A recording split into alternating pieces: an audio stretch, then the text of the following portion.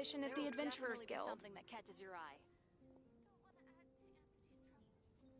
1, 2, 3, 4, 2, 2, 3, 4.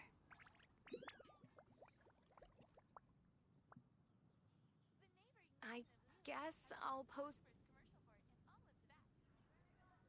Come take a look. There will definitely be something that catches your eye. Today's recommendation is the steak.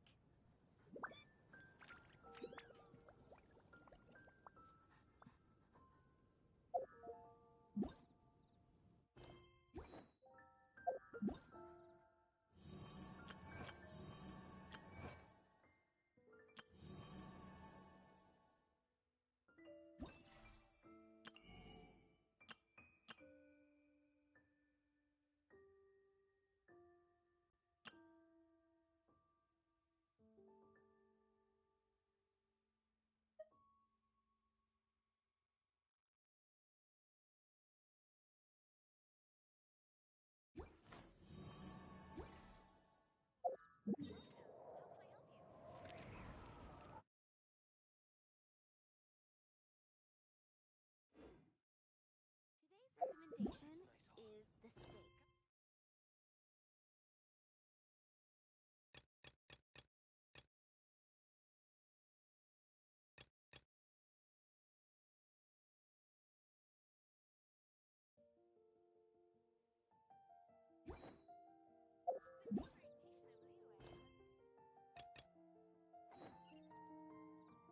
It's been getting quite busy recently.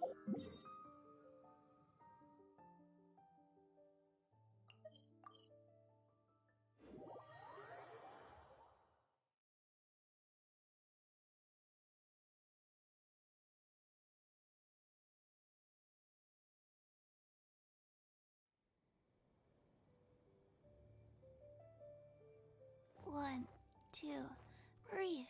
3, 4, and...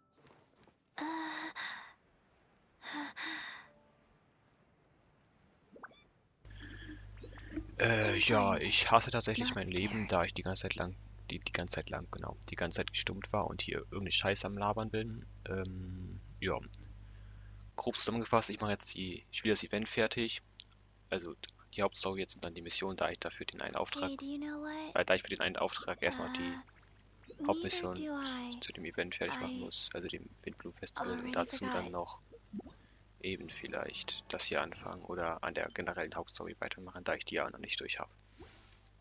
Hinter ist irgendwie inzwischen offline gegangen, weil er keine Lust mehr hatte, meinte er, und dann, naja, weiß mal, fange ich jetzt einfach mal an. Keine Ahnung, was hier abgeht. Ah genau, ich wurde ja geehrt dazu, da Scheiße teilzuhaben und so. Traveler, excuse me. I should address you as honorary knight under the circumstances. I suppose you heard? You're this year's Windbloom Star. You will be making an offering of Windblooms to the Animo Archon Barbados on behalf of the whole of Mondstadt. Oh, although, things will be a little different this time. Yeah, but with us and the Tone Deaf Bard here, this year's Windbloom Festival is sure to be bigger than ever. That is true. Thank you for taking up residence in Mondstadt, and I hope you continue to enjoy Mondstadt life. Oh, the Windbloom ceremony is about to begin. Windbloom Star, have you chosen your Windbloom? So we choose one type of flower, then offer it to the Animo Archon, right? Exactly right. Please consider your choice carefully. Remember, you are representing the whole of Mondstadt. Ja, und dann soll ich Venti fragen, what the hell, aber okay. Eh? Very cunning. Trying to cheat, are we? Hey, don't you two go spilling secrets during an occasion like this.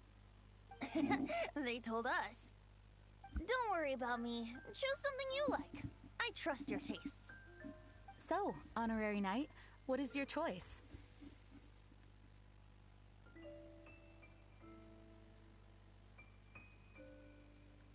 Also es ist ja sozusagen, also Windmühlen würden am besten passen, aber meine Favorite Blume davon wäre entweder Wolfshagen, finde ich, sieht nice aus, sieht nice aus, auch wenn ich eher finde, es ist eine Beere, daher fällt das raus, sondern Zuckerblume. Weil man kann absolut geile Sachen mit denen kochen und es ist halt eine Blume, die süß schmeckt, was will man mehr so. Aber Windmühlen, das da wird am meisten passen. 10% Zuckerblume. Oh, same idea as sucrose. Sweet flowers for wind blooms. A flower that has lasted through the ages. On behalf of the people of Mondstadt, please offer your windbloom to the statue.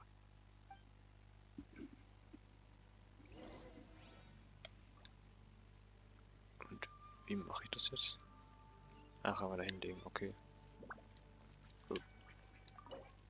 Kann dann halt doch da hoch.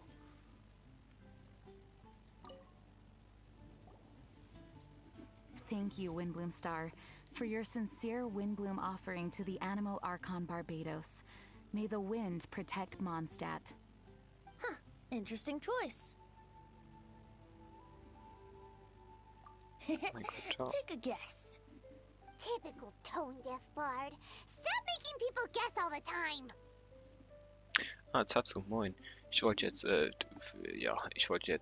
Genshin Story mal weitermachen. Das Event zumindest fertig und vielleicht mache ich dann später noch ein bisschen Apex. Zumindest meine Dailies. Wenn du Lust hast, kannst du da gerne dabei sein. Beziehungsweise mitspielen, weil End ist offline gegangen und alleine ist vielleicht ein bisschen scheiße. Mal schauen. Aber steht nicht fest, dass ich es mache. Also mal gucken. Ich mache erstmal hier fertig und dann gucke ich, wie spät es ist. Vielleicht lohnt dann auch nicht mehr oder so. Aber ja, alles super eigentlich bei mir. Ist nicht viel los, also halt eigentlich nur am Schlafen und Spielen so ungefähr. War eh vorhin essen, mehr ist halt nicht. Und bei dir so? Wir müssen mal weiter. Okay, I'll tell you. But not here. Wie der Teufel da guckt. Not a good idea with so many people in the plaza. Change of surroundings needed. Where should we go? Ja, einfach mal schauen dann. I want you to come with me to Storm Terror's lair. Okay. Warum machen wir dann jetzt da ganz hin, aber kein Ding, Bro. Vor allem, warum genau da?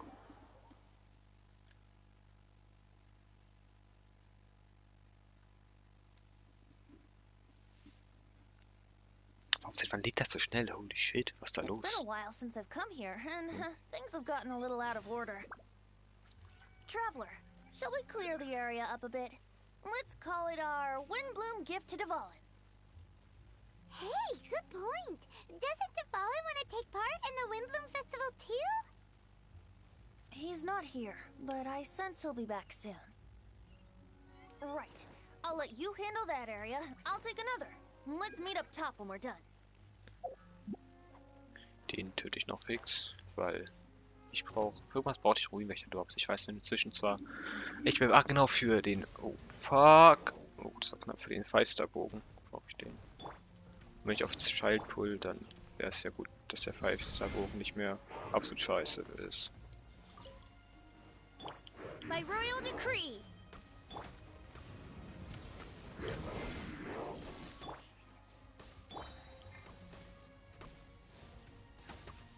Wurde ich getroffen, Kacke.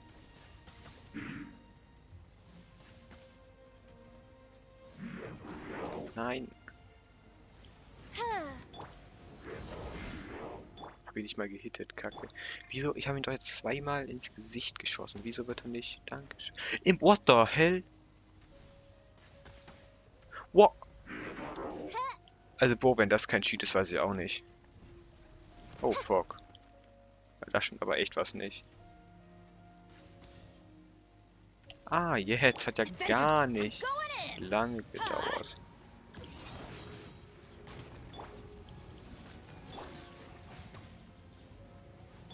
Rise. Back at ya. Stirb, please. Ich will jetzt nicht extra noch ulten. So passt. Ich habe gerade kurz mich gefreut, dass ein Lian ist überhaupt, aber das ist nur ein Artefakt. Ach, den Töpfeler brauche ich.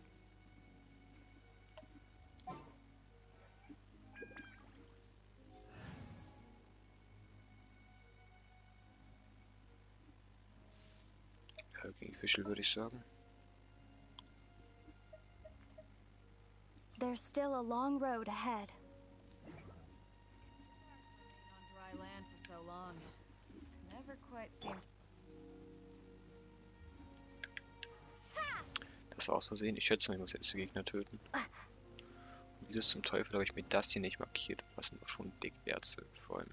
Ich habe den Namen von dem Erz vergessen, von dem dunkelblau leuchtenden halt. Da. Erze. Wieso haben die mich jetzt wow. Adventure time. Jetzt kann ich die Erze gleich noch mit kaputt machen. Eyes on me.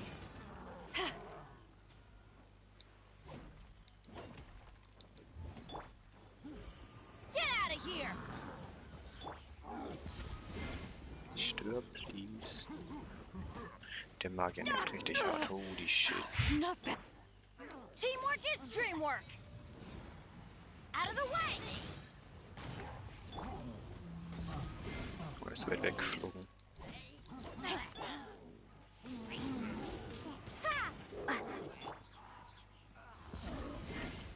Jetzt ist er tot.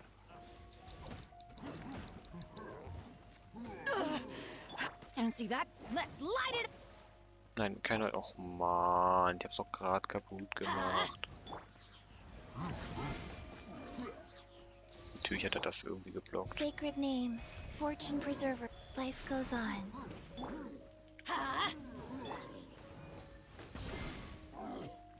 Okay, tot. Power that ended high shot.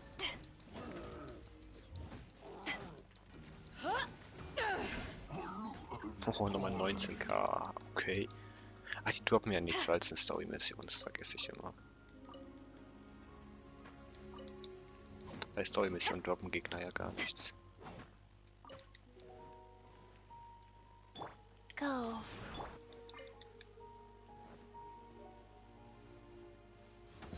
Ich komme da halt legit nicht ran. Oh Mann.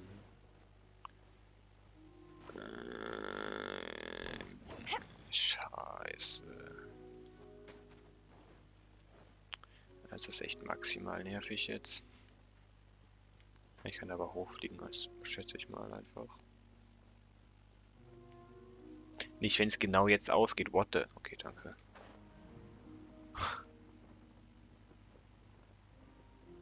Muss ich dann nochmal hin und nochmal. Wollte ich mal was so. Und rüste jetzt fix für Schuld aus.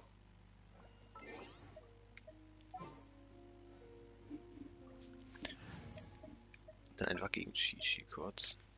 The threads of your fate lie in Ich my muss nur daran hands. denken, dann wieder zu ändern.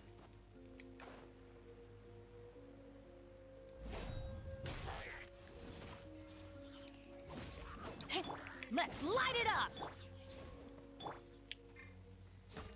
Au. Oh fuck. Au. Ich schieß extra drüber, ich denke so Bullet Drop, aber Psych. Auf die Distanz doch nicht. Back at ya. Wieso kann ich die Figur jetzt nicht wechseln, habe ich das sogar gemacht. Oh. The Warum wind auch immer here ich mich is da in nicht bewegen chaos. konnte. Gerade. We need to find a way to restore the wind's direction. Schuhe mit den Statuen in der Mitte, schätze ich doch mal. Weil wofür sind die sonst da? Windblade. Eins weg. Windblade.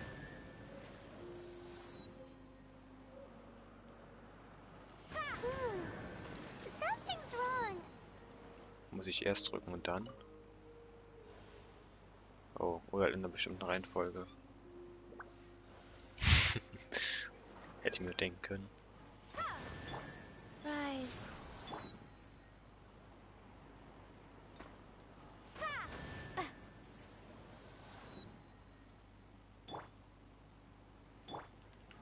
Okay, that should do it.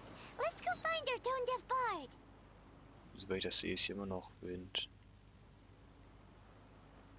But okay, I guess. Aber nur noch in der gezielt in der Mitte.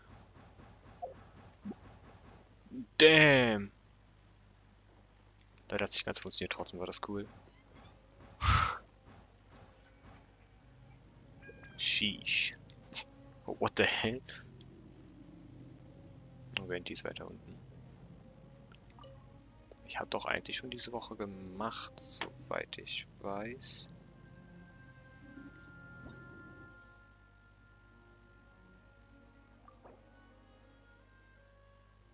Ja.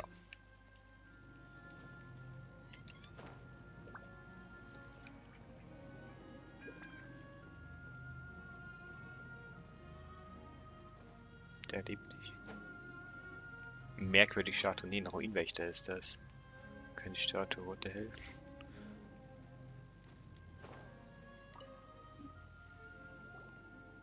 Ah, now, this is a view. Isn't it? I am fond of this place. Sometimes when I've got nothing else to do, I come here just to sit and gaze a while. You mean sit and laze around? Guilty as charged. It's so beautiful. If only we had some cider in hand. So, Traveler, the Mondstadt Windbloom Festival. Do you like it? Ja. And yet, you still have something you wish to ask, do you not? I know your question. What are Windblooms exactly? And what do Windblooms in the Windbloom Festival mean to Barbados, the Animo Archon? As you've seen, the people of Mondstadt each make their own choice. Out of the millions of flowers there are, some choose the dandelion, others choose the windwheel aster. It does seem like Windbloom means something unique to each person. Correct, and long may that be the case.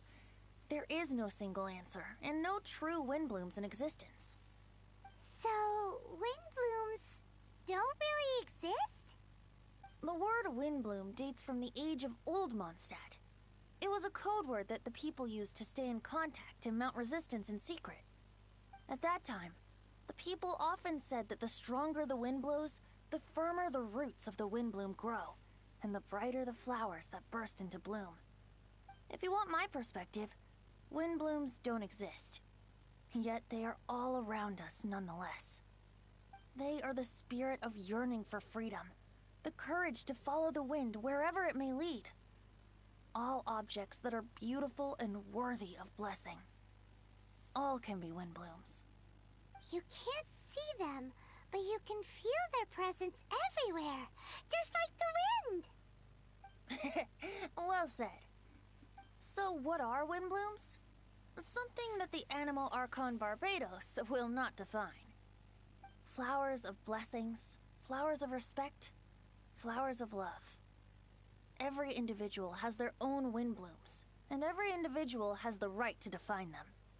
Guess it's no surprise that the type of flower given by the City of Freedom to its deity is in itself an expression of freedom. I know. It is people's shared will that brings them onto the same page. And surely, it is the wind of freedom that brought us together. It comes from the end of the journey, the edge of the world, the depths of our hearts. It is ceaseless.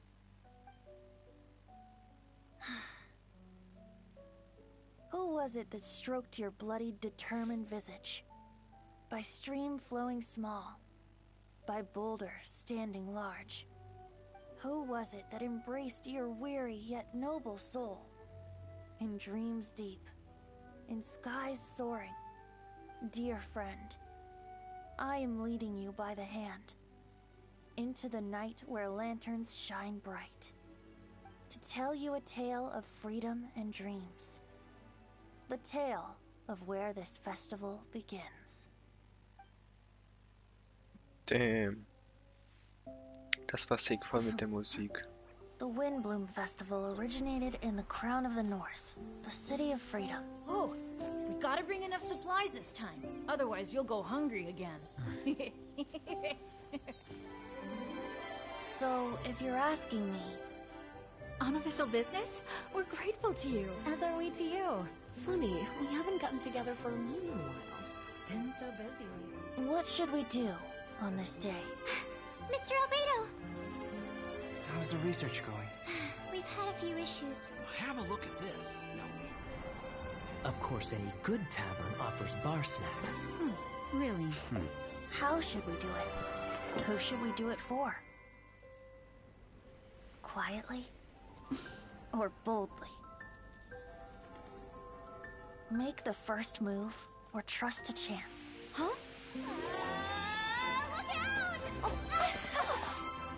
Sorry, so sorry! My answer is this. So long as we can both share fond memories. It doesn't matter. Let the heart decide.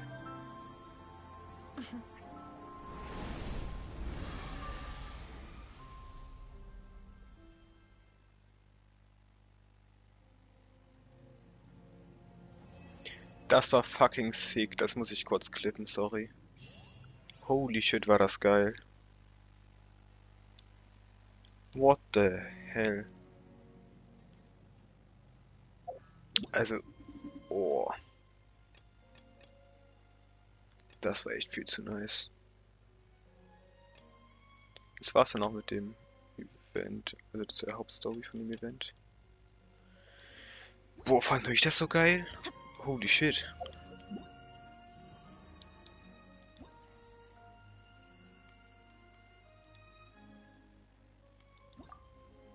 Dann jetzt noch den letzten, dann bin ich mit dem Event schon ziemlich durch, würde ich sagen. Boah, das war viel zu nice.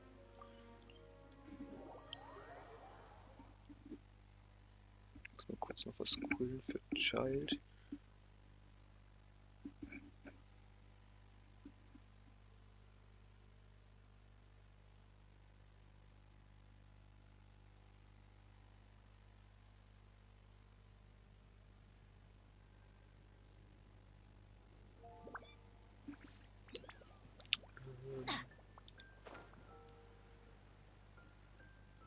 Muss rein.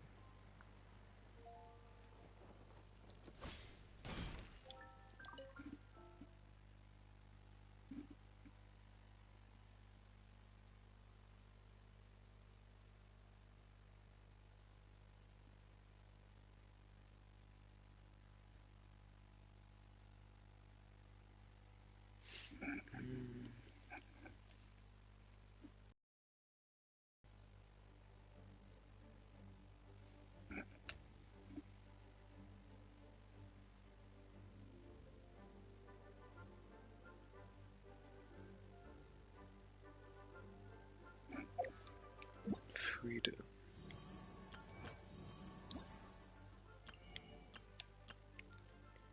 Ich möchte nicht mein letztes hier noch ausgehen und ich will ja auf Child pullen. Ich habe geguckt, eben fix geguckt, was, weil das kann ich mir eh nicht mehr holen, weil ich kann das mal kurz zeigen, falls man es nicht gesehen hat. Ich kann nämlich bei den Festherausforderungen zu dem Event, ich kann es nicht einfach nicht spielen, stumpf. Bei mir ist alles also überall ist Viereck, was schon mal nicht stimmt. Und selbst wenn ich dann Viereck passend drücke, ich weiß nicht, ob man es hört, aber ein bisschen früher. Es passiert halt rein gar nichts. Deswegen das kann ich mir eh nicht holen, deswegen möchte ich dem Rest noch vernünftig ausgeben. Und ich kann euch einen Kommentar bekommen. No watching stream, wait a second. Ente. Ja, die Sequenz, die war viel zu geil. Also, oh, sheesh. So, mehr kann ich mir nicht holen. Ja, das war halt echt viel zu sick. Nein, oh, ich wollte doch nicht mit ihm sprechen. Auf Wiedersehen. Das ist so dumm, man spricht ihn an und dann wieder auf Wiedersehen.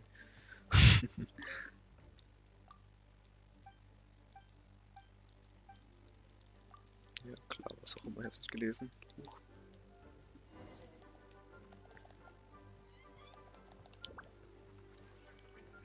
And refrain from making a racket. Irgendwas habe ich fotografiert, keine Ahnung, mal schauen.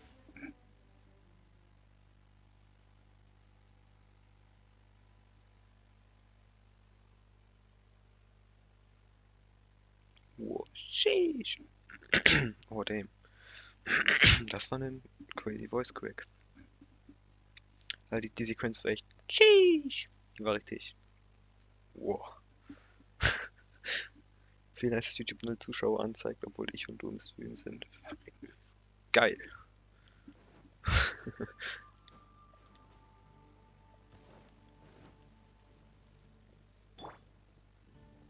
Dieser Lag, obwohl ich nur bis zu Bedo geswitcht habe. Holy shit.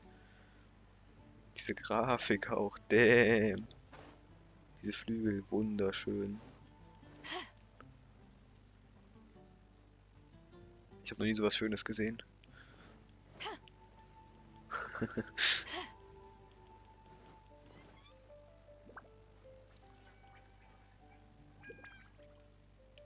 Ich will es kurz laden lassen.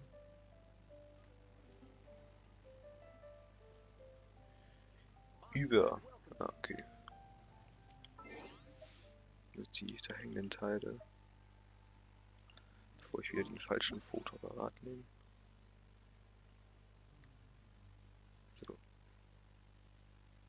So. So ist auch wunderschön. Habe ich gerade was abgebrochen? Ich bin auch. Ja.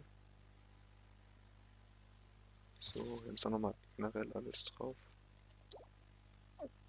Ja, muss man die überhaupt speichern? Ich weiß es gar nicht. Ich speichere lieber vorher sogar nochmal so eins. Ja, weil ich vorhin bei dem Gebiet von der Wahlen ja diese Windstatuen aktivieren muss, deswegen habe ich die noch drin. Fotografie, warum muss ich. Das ist aber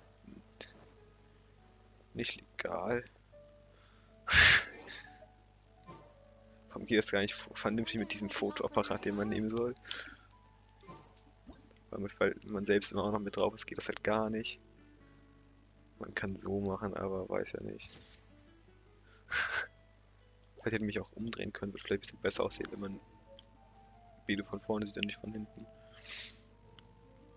Das kann man jetzt halt absolut falsch verstehen, was mir egal. Ich musste nicht speichern. Ja, okay, jetzt ist es zu spät.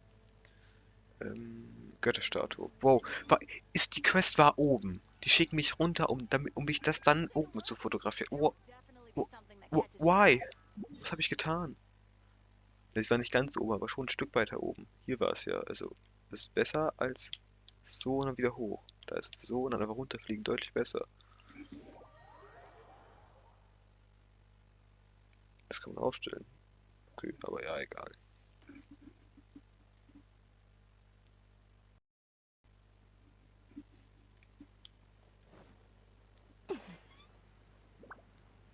Oh Mann.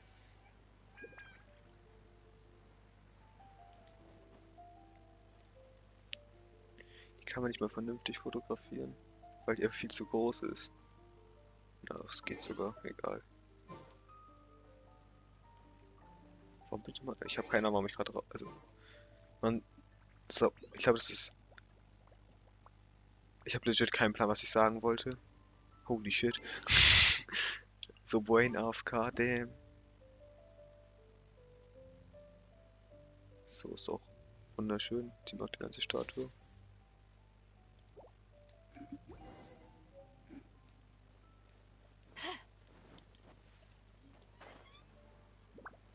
Jetzt wieder rein. Guck mal, warum muss ich erst runter, um dann da hochzugehen? So unnötig. Mann.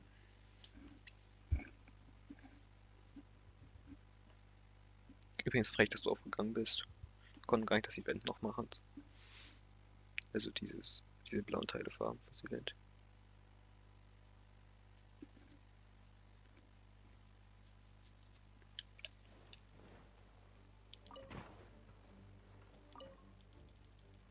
Ich hab sie alle hier.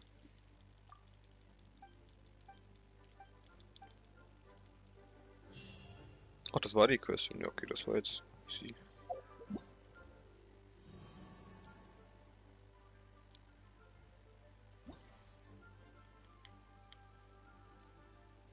Das bekommt man automatisch. Ich dachte, das muss man extra abholen. Bekommt man scheinbar automatisch. So. Jetzt habe ich die 20 Uhr gestimmt. Bekomme ich es jetzt auch noch? Oder ich bekomme es halt nicht. I don't know.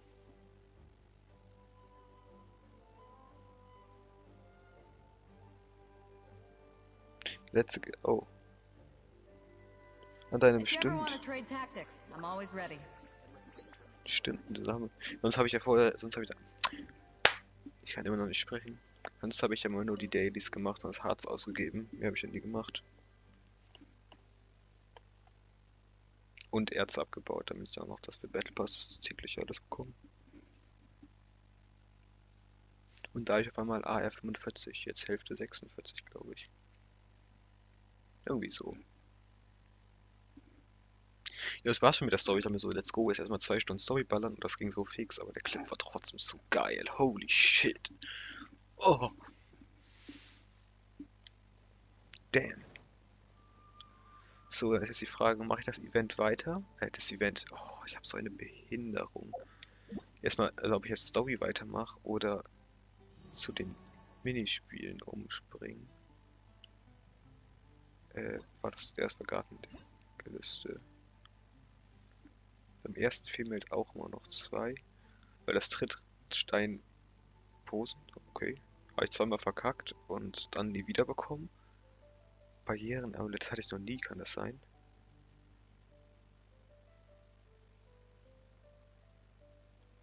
Und warum ich gerade Barrieren Amulett Ammo. Aber warum das steht da nicht mal, what the hell? Ich sollte zumindest hier da die beiden 30 Teile fertig machen, das ist glaube ich das Wichtige. Das kann ich ja fix immer machen. Ich glaube es reicht ja das einmal zu machen dafür und dann mache ich erstmal die Hauptstory weiter und dann kann ich am Ende nochmal eine Stunde oder so da weitermachen, gucken was ich noch so ergattern kann. Ergattern kann. Oh boy. Cheat. Ergattern kann. Da muss ich jetzt los. Oh fuck. Das ist ja ganz peinlich.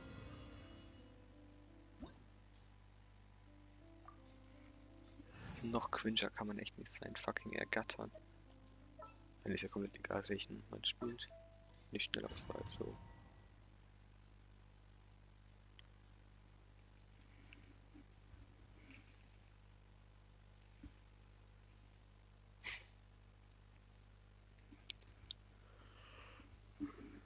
Wieder straight.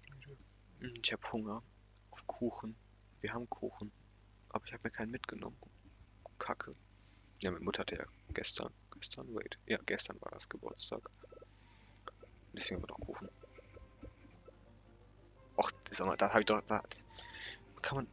Ich habe doch die Belohnung dafür schon. If you ever want to trade tactics, I'm always ready. Okay, dann bist du mal wieder gone. Man sieht sich, ne? Als ob du jetzt schon schlafen gehst. Deine Oma wird dir wohl doch richtig gute Nacht gewünscht. Gewünscht? I don't know. Passt du dann ja fast. Mal gucken, wie hart ich reinscheißen werde. Ich schätze, oh, what the hell? Ich schätze schon ziemlich, ja, ich dachte, der geht nach rechts zurück. Das verkacke ich doch safe.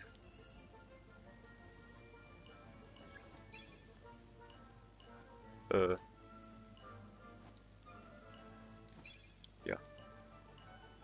Oh, fuck. War richtig. Vielleicht war mir nicht sicher, ob da noch... What the fuck? Also... Okay. Dass ich da so rübergejumpt bin. Hatte ich auch noch nie. Sonst muss man auch immer nur ins Ziel reinlaufen.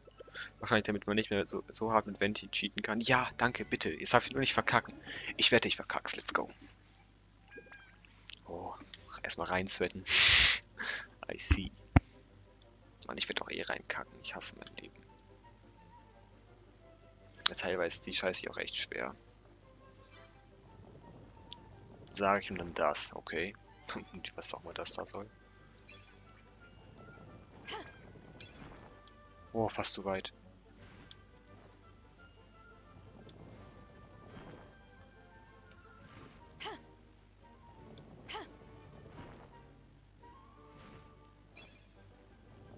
Oh, lol, okay, genau richtig. Immer noch genau richtig. Wie oft muss das noch? 30 Sekunden? Wow. Ich werde so noch runterfallen. Na gut, außer wenn, also nur wenn es schwieriger wird. Das ging ja bei alles bis jetzt. Das eine Mal war knapp, aber sonst.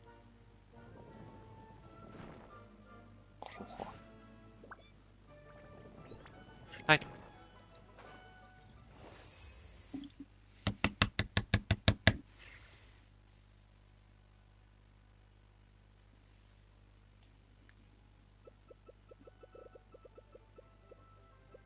Ja, und die Scheiße, da habe ich auch schon die Belohnung. Was soll das denn? So. Okay, so bin ich nie gestartet. Okay.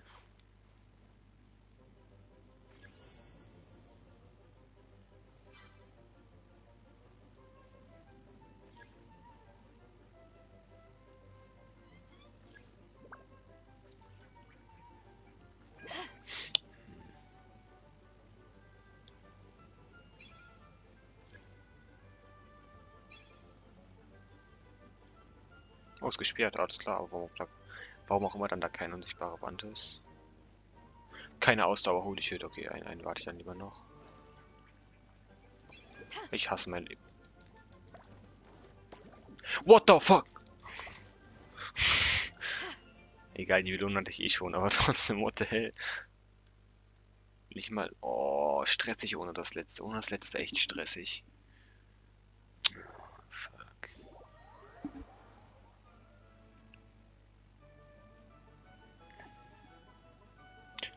Ist nicht egal. Warum sage ich am Anfang, ist egal, ob ich Travel ausgerüstet habe oder nicht, wenn am Ende ein fucking Bossfight ist? Wieso denke ich an so eine Scheiße nie?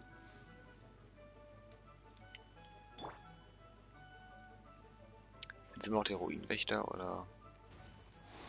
Yo, what the f... I'm going in. To ashes. Also, das ist, glaube ich, echt schwer, das ohne Beete zu machen. Ich glaube, ein Beete ist sogar jetzt so relativ schwer.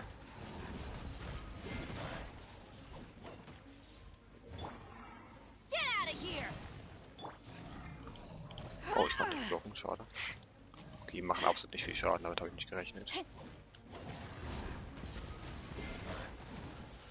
Let's light it up. Rise. Nein, nicht Elektro, Bro, du Hurensohn. Was für Elektro? Gegen dich kann ich ja gar nichts ausrichten. Ich versuche gerade zu Banish zu switchen, aber irgendwie geht das nicht. Let's light it up. Jetzt sollte ich mal Chi-Chi hitten für den Effekt. Alter, what the fuck? Ich geh mal erstmal den Eis-Typen. Eins nach dem anderen.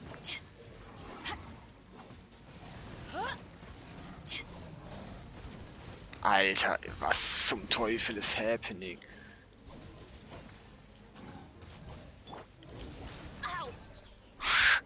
Holy shit.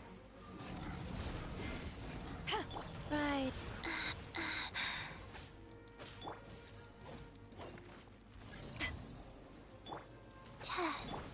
Teamwork is dreamwork. Ow. That's gonna hurt in the morning. Back off.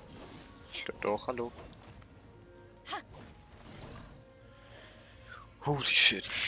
Okay, aber eigentlich ist es easy, weil aus dem Grund haben die 0 Damage gemacht. I don't know. Man hat ja auch irgendwie Verteidigung erhöht durch die Minigames.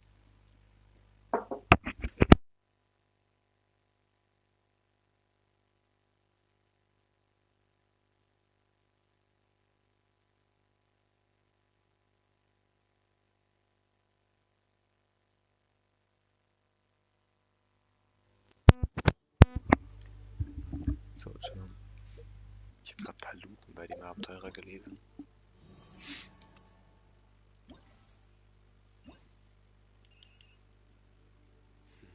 Habe ja richtig viel bekommen. Vielleicht habe ich das ein bisschen hart verkackt, dann kommen einfach noch. Vielleicht scheiße ich diesmal nicht so hart rein.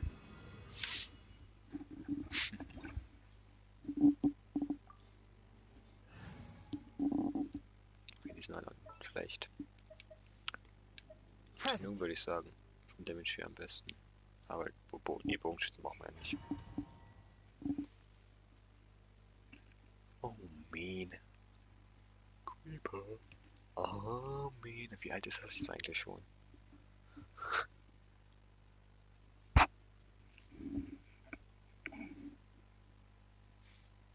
Das geht so ungewöhnlich schnell. Was ist da los? Erhöht die Schildeffizienz. Achso, ja, dadurch wahrscheinlich so wenig Schaden. Das als zweite konnte ich nicht so schnell ganz lesen. Warum sage ich doch auch schon die Belohnung? If you ever want to trade tactics, I'm always ready. Hier kann ich, glaube ich, schon extra Punkte holen. Wheel of Life.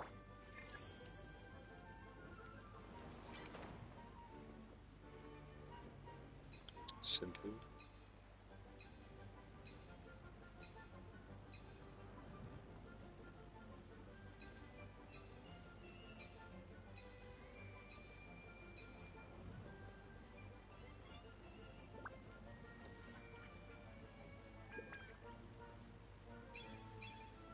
Oh, fuck. Das war... Hallo? Hallo? Okay.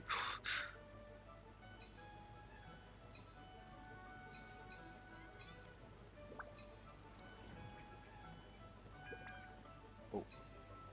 Das war ein bisschen knapp. Achso, 2 reichen. Ich brauchte gar nicht alle. Nee, Minuspunkte bei Bonus oder am Arsch. Aber 155 ist trotzdem gut, weil das EFA ist also normales Jahrhundert. Das habe ich noch nicht die Belohnung, weil ich zu scheiße bin. Let's go. Das eine Mal, ich hatte das erst zweimal. Das erste Mal wusste ich nicht, was es ist, habe mich straight reingestellt und geht und das zweite Mal irgendwie verkackt.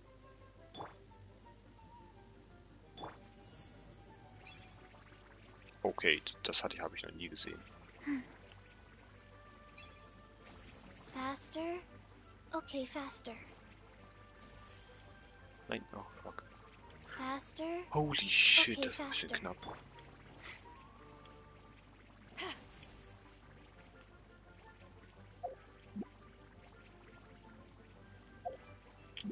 Oh, ich wollte noch rauszoomen. Ich wollte rauszoomen und habe reingezoomt. Ich hasse mein Leben. Wow, what the hell? Gleich ist Ausdauer weg. Oh, what the fuck? Also, was erwartet das Game von einem? So. Bruder. Das ist aber auch härter geworden, würde ich spontan sagen.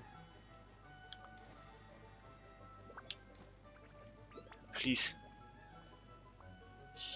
Ja. Ja. Danke. Vielen Dank. Oh, stressig. Aber jetzt noch irgendeins, wenn ich... Ja, okay, scheiße, nevermind. Trotzdem ist es auch kurz doch schon mal was. Eine Belohnung immerhin.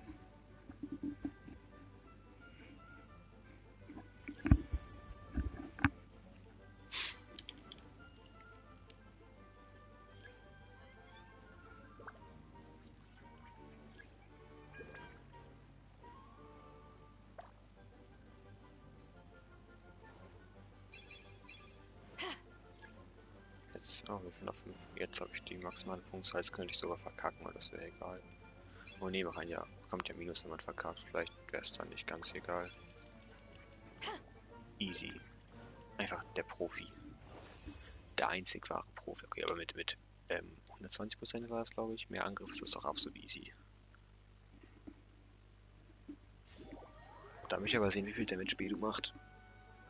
Oh. Oh, da muss ich möchte jetzt maximal Damage rausholen. Ist mir so egal. Ich nehme alles an. Okay, vielleicht bin ich ein bisschen noch übertreibe, aber ist mir egal. Ich will den maximalen Damage, holy shit. Please, give me damage. Erstmal musste ich am besten Bandit Ult kennen. Nicht Feuer, aber erstmal so, also.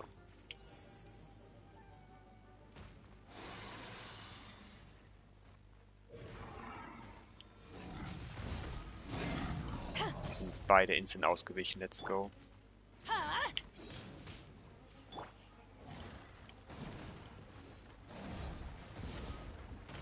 Okay, fuck, so viel zu Damage machen. Ich krieg keinen hin, wenn es so weitergeht.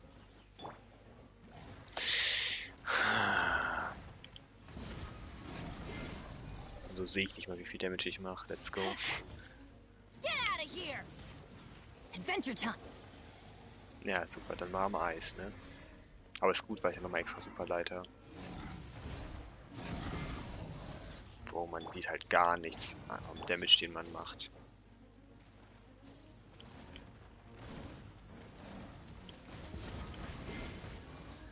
$19.000, ja, nicht wenig, aber jetzt auch nicht wirklich viel, würde ich sagen.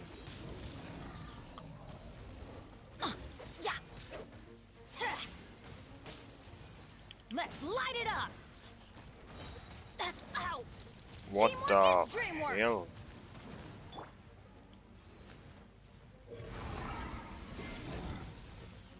Da hat man wieder keine Zahl gesehen. Oh, werde ich weggehietet. Eis, komm her. 19. Oh, ich bin... What the... Vorhin haben die deutlich weniger Damage gemacht. Okay, vielleicht war das stupid zu wechseln, ohne die Fähigkeit zu haben. Submit for judgment, swift and merciful.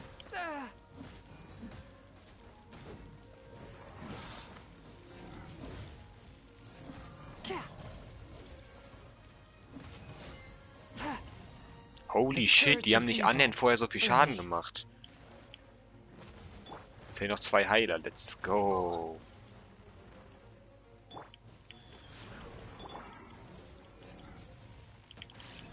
Also ich werde so, ich bin Dulli, ich kann so, okay, what the fuck, wann ist er denn gestorben? Could it Also, break the curse? ja, mit Chi-Chi, ja, geil. Dich verprügel ich noch.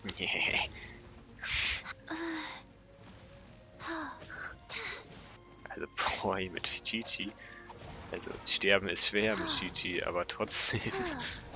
Schaden machen genauso. Oh, sterben ist wohl eher einfach mit der. Holy shit.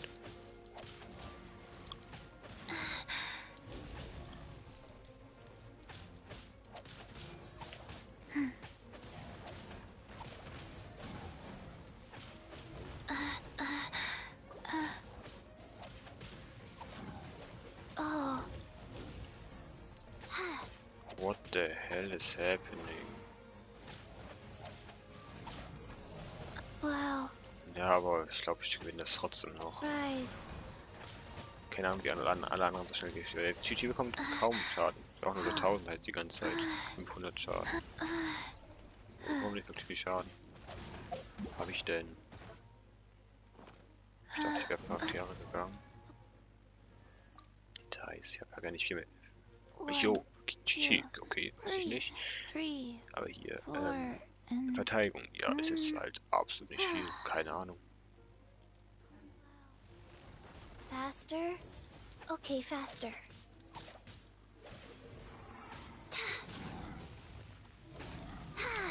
Wow. Okay, das konnten wir, glaube ich, nicht touchen. What the fuck? Ich sterbe an Fallschaden, ich sehe so kommen. Wheel of Life.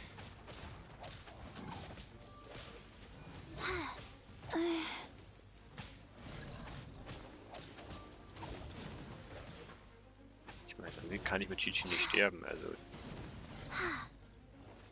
Ja, easy win würde ich sagen. What the hell? Alle wurden verprügelt und Chi-Chi einfach unsterblich dann. Doch einfach Chi-Chi auf Damage skillen. Ja, skillen, bilden. Scheiß doch auf Heilung, weil unsterblich und Damage ist doch krass, hä? Stupid. Einfach Chi-Chi auf physischen Schaden bilden. Ich sehe es kommen. Warum müssen wir so hart reingezoomt? Das nervt so hart.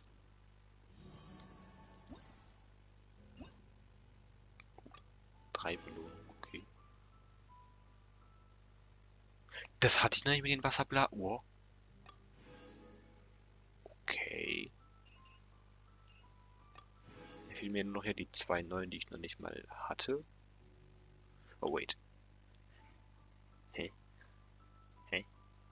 Ah, es kam mit der Woche kam keine, mit dem hier kamen keine neuen Minispiele raus, sondern nur neue Quests für die Minispiele. Deswegen habe ich hier Landeverbot und glitzernder Pfad noch nicht. Was ist ein glitzernder Pfad? Keine Ahnung. Ja, das kann ich ja maybe heute noch machen, aber erstmal würde ich jetzt gerne die Story weitermachen. Und die Straßenpfeile nehme ich doch immer gerne. Die in the way, die Story. Was ist das? Mondstadt Quest? Ja.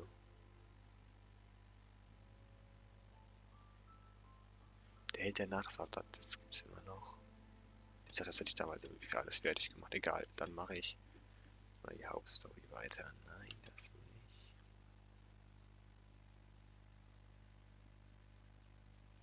Gar kein Plan, was das ist, Bro. Das will ich machen. Wow, 700 Erfahrung, alles klar. Ich finde halt nice, ich habe die Story nicht annähernd durch, ich habe noch alle möglichen Quests trotzdem. Ja, 45 und Hälfte 46, finde ich viel zu funny. Okay, let's go up nach Lüwei.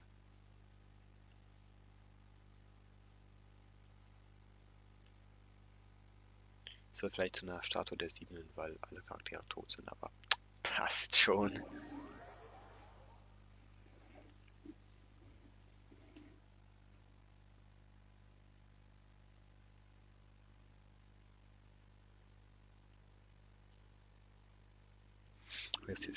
Das Lied jetzt länger, aber ich habe mich auch mit die gesamte Karte teleportiert, also ja.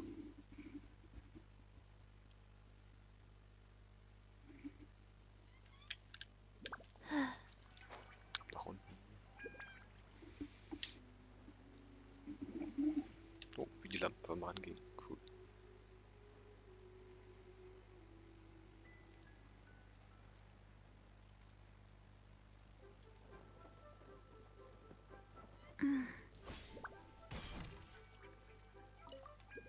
Ja, also.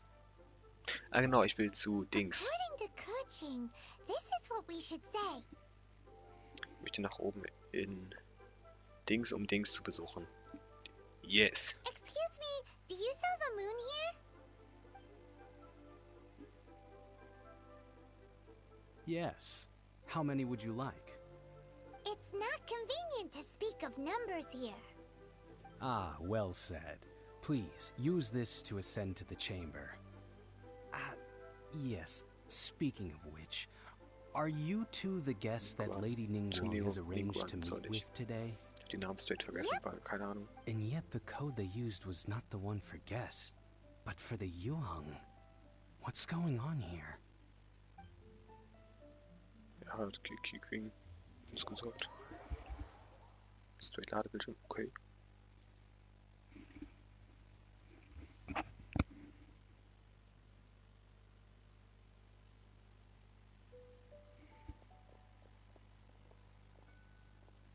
I've been waiting for you, returnee from Joyun Karst. Ich habe ihre Stimme vorher noch gar nicht gehört. It's Ningguang. Since this is our first meeting, we've prepared a gift. I hope you like it. Oh, for me. You have my thanks. It seems that I have made things difficult for you, considering that you were supposed to be my guests. Oh no, it's nothing. I'm glad you like it too. This palace floats in the skies, higher than the peak of any mountain. From this vantage point, one may survey all of Liyue.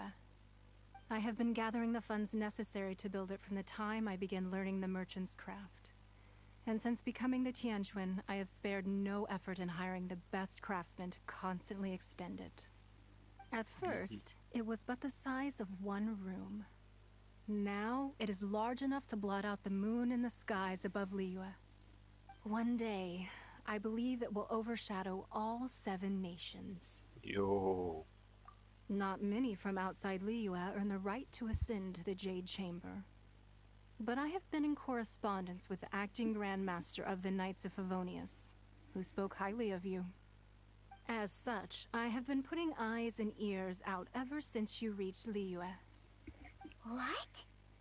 And I finally got wind of your movements when you were on the way to Wangshu Inn. Wait, was Vergoldet one of your people? Just Vergoldet? No. Everyone at Wangshu Inn is one of ours.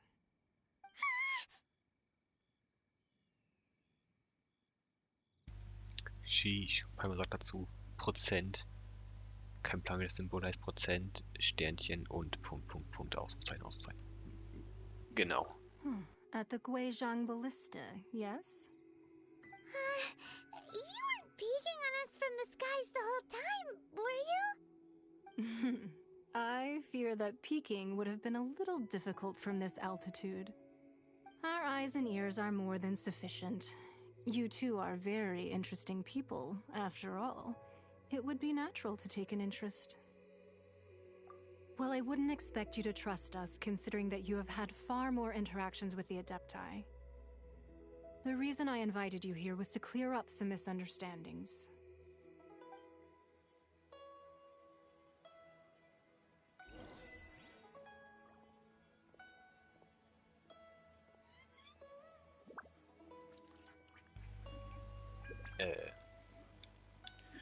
Habe ich jetzt im Ernst mit ihr gesprochen, damit sie weg und ich nochmal mit dir sprechen kann? Ja, aber erstmal würde ich mich dann umschauen, oder? Ach komm, nee, wahrscheinlich geht's noch rein. Sonst kann ich jetzt ja, schätze ich mal, immer hoch und dann kann ich da ja... Dann lass uns auch rein. I believe that you've heard of the Archon War. Nö. Many gods used to walk this earth, and many long wars were fought between them that did not abate until 2,000 years ago. Much blood was shed, and many lives were lost. In the end, only 7 victors remained standing in Teyvat. They built cities and nations on the corpses of the vanquished, and thus began the era of the 7. You can see Goyun Stone Forest from here, I trust. It is no natural rock formation. Those are giant spears of rock hurled by Rex Lapis during the war. Beneath the spears lie those cast down by Rex Lapis in those days, gods that failed to seize the title of Archon. Yo, what the fuck? Rex Lapis hat damit gekämpft. Er hat die Teile als Speere benutzt, die Berge. Okay. Not only is it true that gods may die, but so too has the membership of the 7 changed over the last 2 millennia. Rex Lapis's passing is an unimaginable disaster for Liyue, but the Order of the 7 will not collapse simply because of that.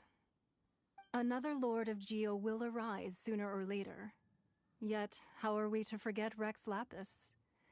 When that time comes, the relationship between the people of Liyue and the gods and Adepti will surely be different from before.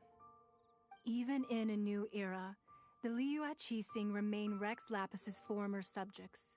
Do you really think us capable of having played a part in his demise? Of lacking the foresight to see the certain repercussions? Es kam gerade noch jemand im Stream, willkommen. Ich weiß aber immer noch nicht, wer der zweite überhaupt ist, aber trotzdem willkommen. That day at Yujing Terrace, it was also very sudden. Even I was caught completely off guard. You were there, you no doubt saw. But our enemy has long lain hidden within the harbor. If we do not act against them now, they will surely gain the upper hand.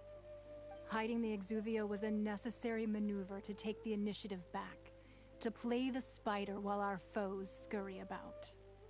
Who's this enemy you're talking about? What do you think, traveler? Ich weiß nicht mehr, wer er ist. Ja, wer ist denn er? Wow. Er ist es, genau. What are you two talking about? Ich habe keine Ahnung. Answered. The scenery out here is fine indeed, but the wind is a little strong. Our preparations to receive guests within are complete. Jetzt geht's So rein, okay. please, this way. Ja, aber wer ist er? What? Ich hab doch kein Geld. Also Ende, falls du wieder dann noch im Stream bist, hier gibt es ja schon irgendeine Kiste versteckt, wo du mir sagen kannst, wo das ist, oder? Ganz bestimmt. Oder wer auch immer der Zuschauer ist, vielleicht weißt du das. Hier gibt es irgendwo eine bestimmte versteckte Kiste oder so, die ich mir gönnen kann.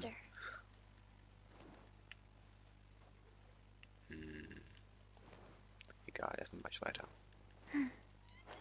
Ich glaube, das kann jetzt sein, dass es hier oben gar nichts gibt. Das wäre ein bisschen stupid. Okay, faster. Wie immer noch mein gesamtes Team tot ist. Geil. Egal. Finde ich nice. Oh Mann.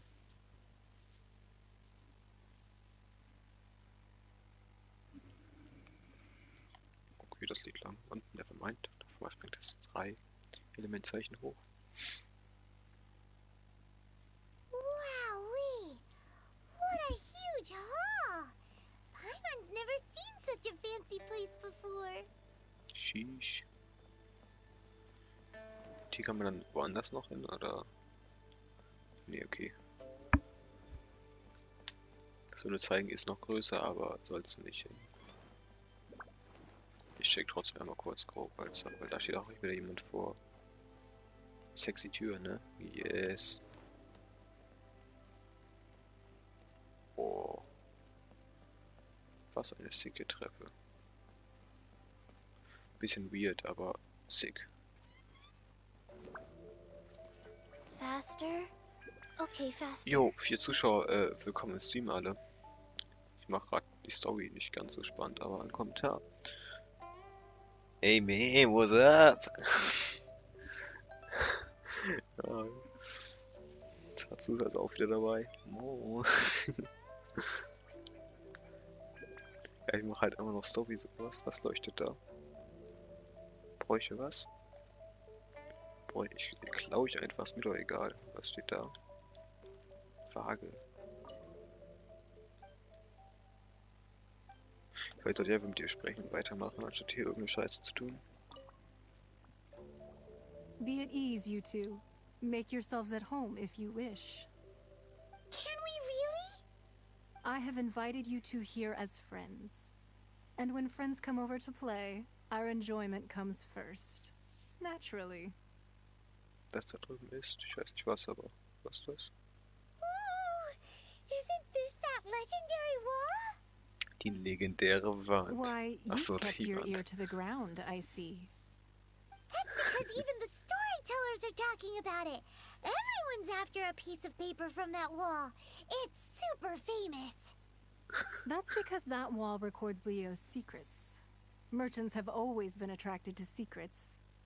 But the secrets of the mercantile world are of no interest to you, are they, traveler? You're rather special, really, and I think you're quite aware of that. If possible, I'd like to have your trust. But if you were to choose the more trustworthy person between myself and Kuching...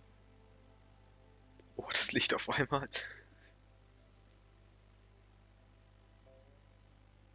Und ihrem Lichtlaube.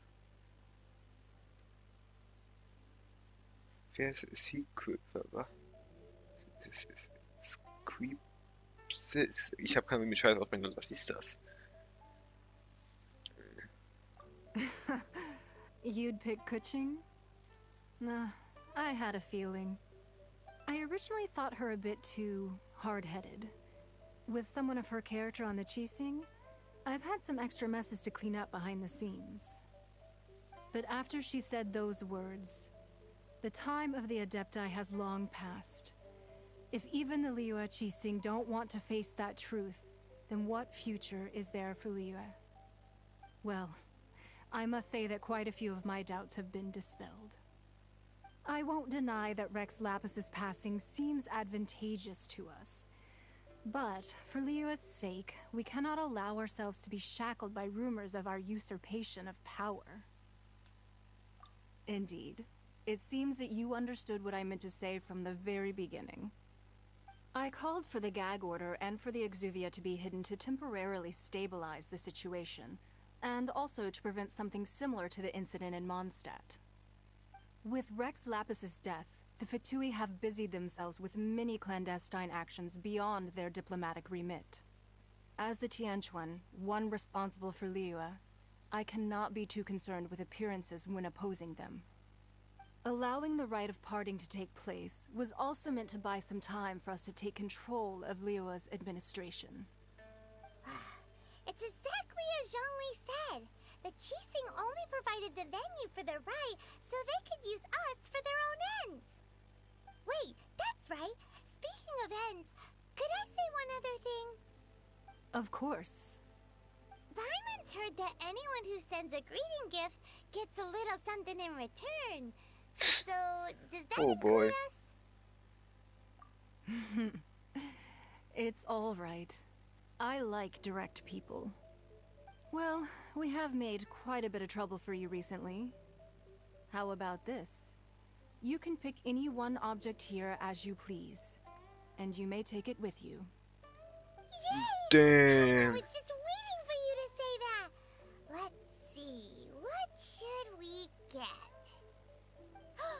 One of the sheets on that wall. Nein, Paimon, nein. Don't look at Paimon like that.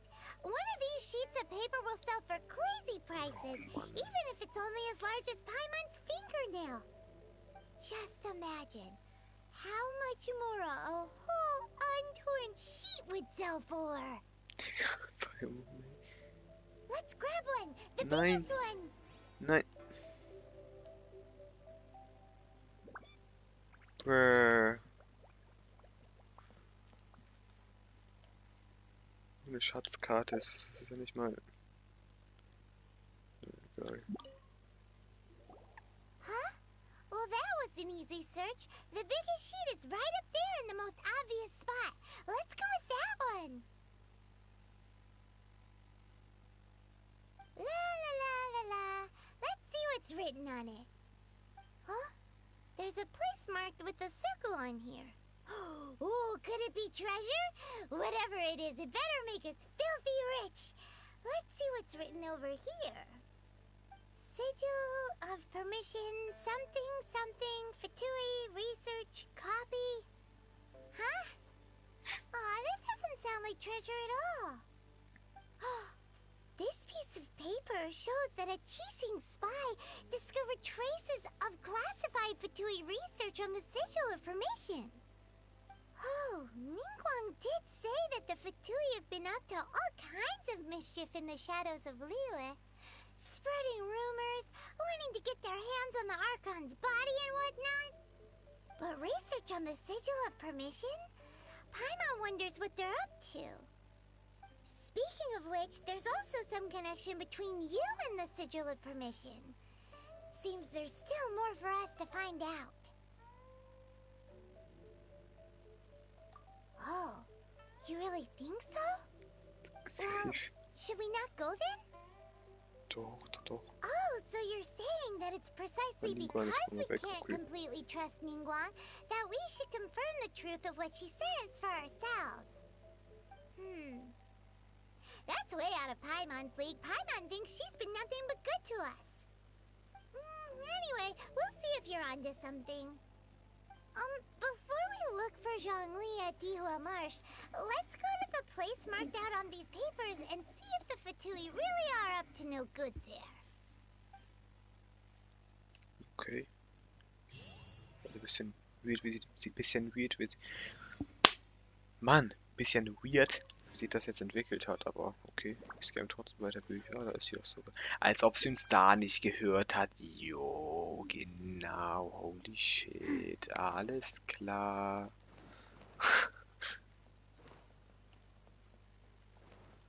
Oh Mann. This gives good market insight.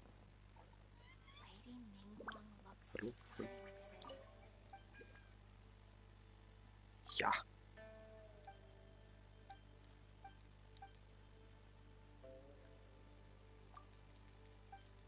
Tagesback, solange ich da was bekomme. Let's go. Anleitung zum Wohlstand. Nice. Das glaube ich auch noch was. Wohlstand ist doch sogar für Chi-Chi.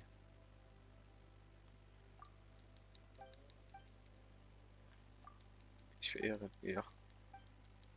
Yes. Yes, I do. Fleiß. Brauche ich sogar beides für irgendwen.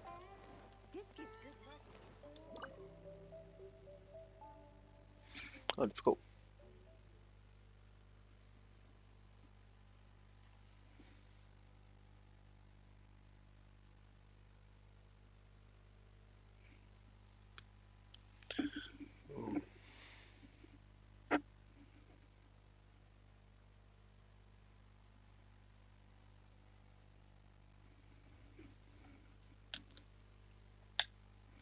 So. 1000 Mieters. Wenn man mit GTA dann aufhört, hat man diese Glocken, die sich hinten dran hängen hat. Das fällt mir jetzt erst auf. Cool. Ja, wie auch immer. Also vielleicht sind da Gegner, wo ich von ausgehe. Deswegen teleportiere ich mich mal nicht dahin, sondern hierhin, weil mein gesamtes Team ist tot, bis auf Gigi. Deswegen mal lieber einen kurzen Umweg gehen. Das dauert ja nicht viel länger.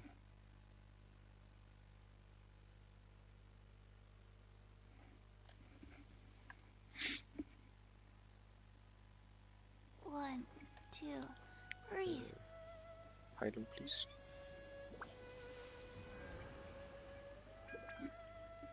Thank you very much.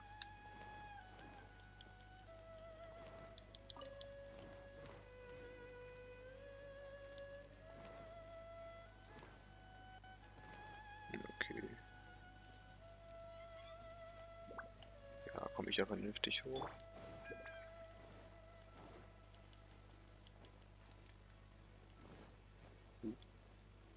Das war knapp.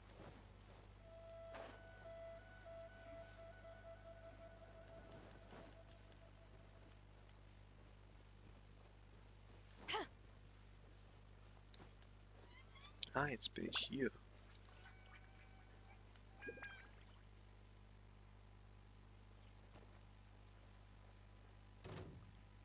Hier war doch mal... Hier, was war denn hier? Oh, Küste. Ich glaube, ich war hier noch nie. Wait, da habe ich mit irgendwas verwechselt. Oh no, ich dachte, das explodiert jetzt schon. Oh, okay, hat mich scheinbar nicht so gejuckt.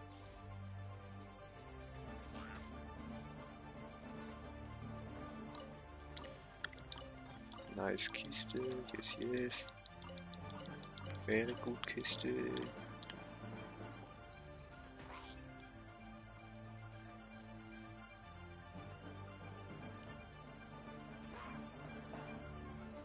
Okay, ist hier sonst noch irgendwas Schönes? There really were Fatui at the location. Ja doch, hier war ich schon mal. Ja, ja. And Eine they Kiste look really geholt. mad at us too. War kein Plan, warum ich die zwei Kisten da nicht hatte. Die sind komplett mad at us. Oh, da oben ist noch... Oh. Ist er gerade in den Boden reingesprungen? Oh, Elektro, weiß ja nicht. A touch of frost. Rise. Weiß ist ein Elektroeffekt ja weg.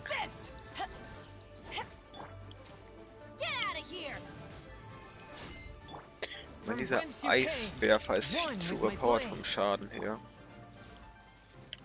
Hallo? Jetzt hört er auf, oder wie? Opening box of Adepti tricks. Get out of here!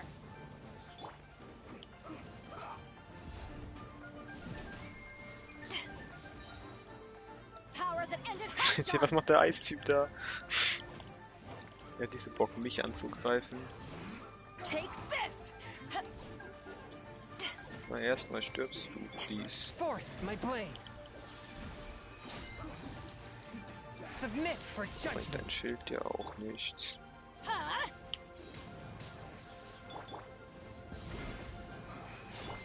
Everybody stand back! Huh? Out Ja, of the jetzt way! blöd wurde dein Schild. One with my Da kann ich blade. nämlich auch Eisdamage machen.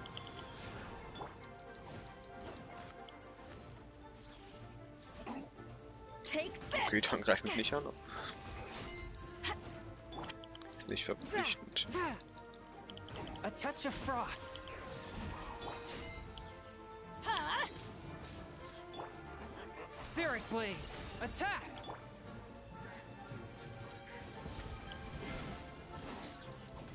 Mann, haben die verfickt viele Leben. One with my blade.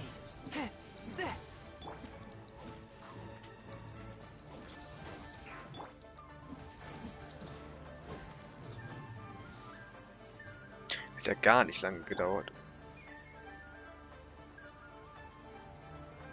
Das hier ist aber neu.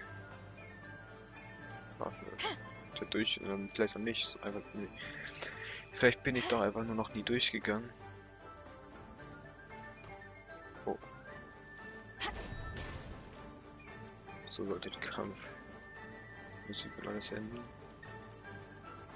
What the hell, oder auch nicht. Okay, doch. Oder auch nicht, what the hell. Da ist noch einer.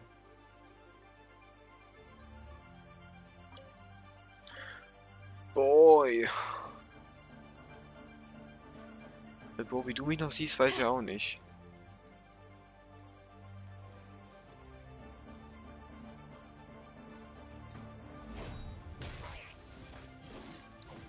Ist auch darauf anlegt zu sterben. Warum denn? Oh, warum? Why you wanna die?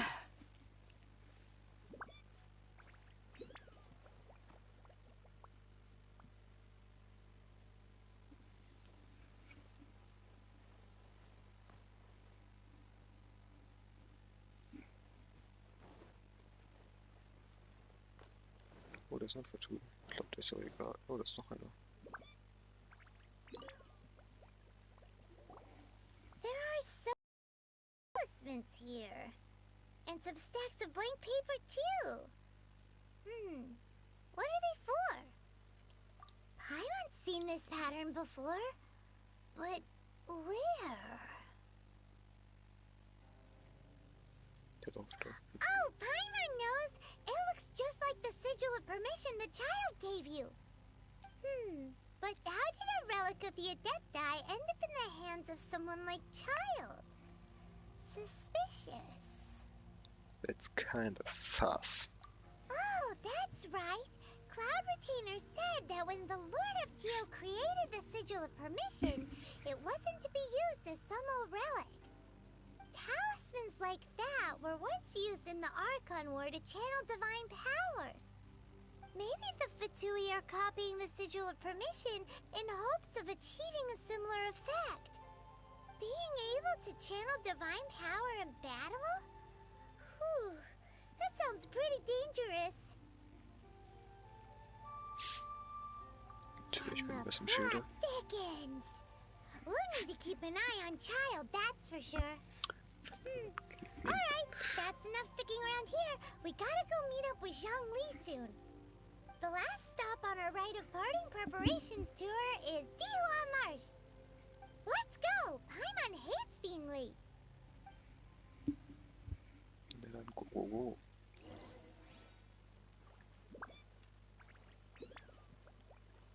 Ich wollte da oben auch noch hin, weil ich bin der Meinung, da war ich noch nicht. Und da ist doch safe was mit den 3 Gegnern oben drauf. Ja, da muss doch irgendwas sein. Oh.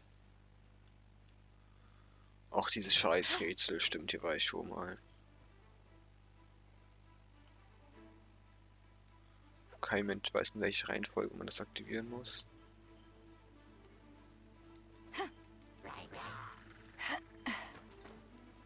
Oh, ist ein Explosive, gefährlich. Oh oh. Okay, ich habe keinen Knock bekommen, so geht's auch.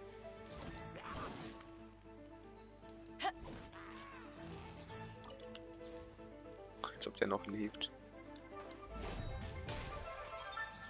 Was ein Lacker. Life goes on. Okay. Teamwork is dreamwork!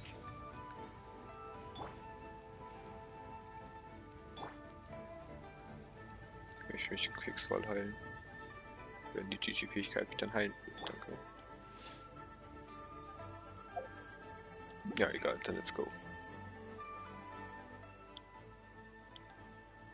Auch so weit weg von allen Teleportern wie es geht, aber egal.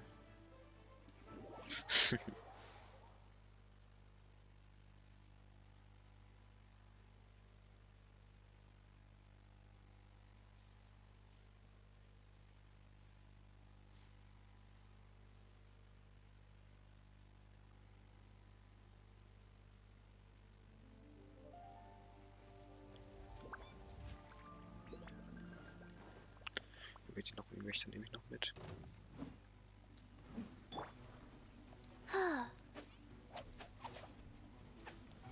Rise. Kann mich auch prima dran heilen. Sollte ich ja eigentlich hinbekommen ohne Damage.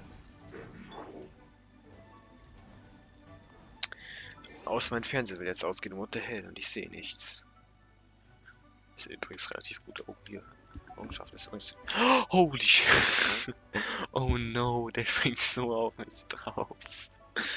Fuck. Das sieht gar nicht gut aus. Kann ich da noch schnell blocken oder so? Nein. Oh, yo, what the hell?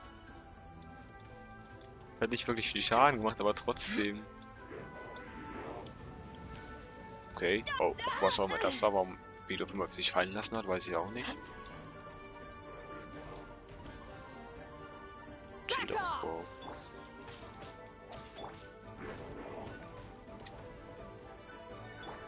Oh wait, das ist doch perfekt hier. Oh, das ist eine Kiste. Go. Opening box of Adepti tricks. Au. You haven't won yet. Hier hab ich gerade sein Auge gehittet. Der Fisch. Wait. Hätte ich so sein Auge? Oder sein Schwachpunkt? In dem Fall ist ja kein Auge mehr. Ja, Spirit Blade. Fourth, my blade. Ich kann mich nicht hitten, nice. Aber ich ihn auch nicht mit Stärken an. Nein, du Huren! Ich hasse ihn so sehr.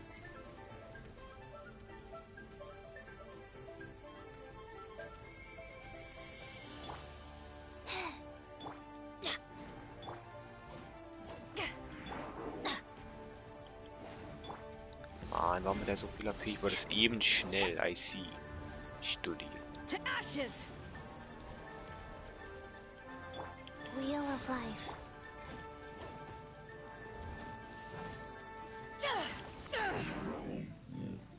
Okay, der Drop jetzt nur scheiße. Nein, mein 3 graue, grüne. So, wo war die Kiste, die ich gesehen habe? Da, ne? Ja. Ja, gefühlt bin ich hier unten auch noch nie lang gelaufen. Das ist mir so, kommt mir so unbekannt vor. What the hell? Also, warum sollte ich auch hier lang laufen? Vielleicht bin ich jetzt mal, ich bin hier wirklich noch nicht lang gelaufen. Doch, okay, die habe ich mal. Oh fuck. Ich brauch die Magier-Drops einmal ganz fix. Nur Story machen jetzt aber doch alle fighten, I see. Swift and merciful. Submit for judgment. A touch of frost. Rise. Feuer, please. Ich habe mich daneben gestellt, fuck.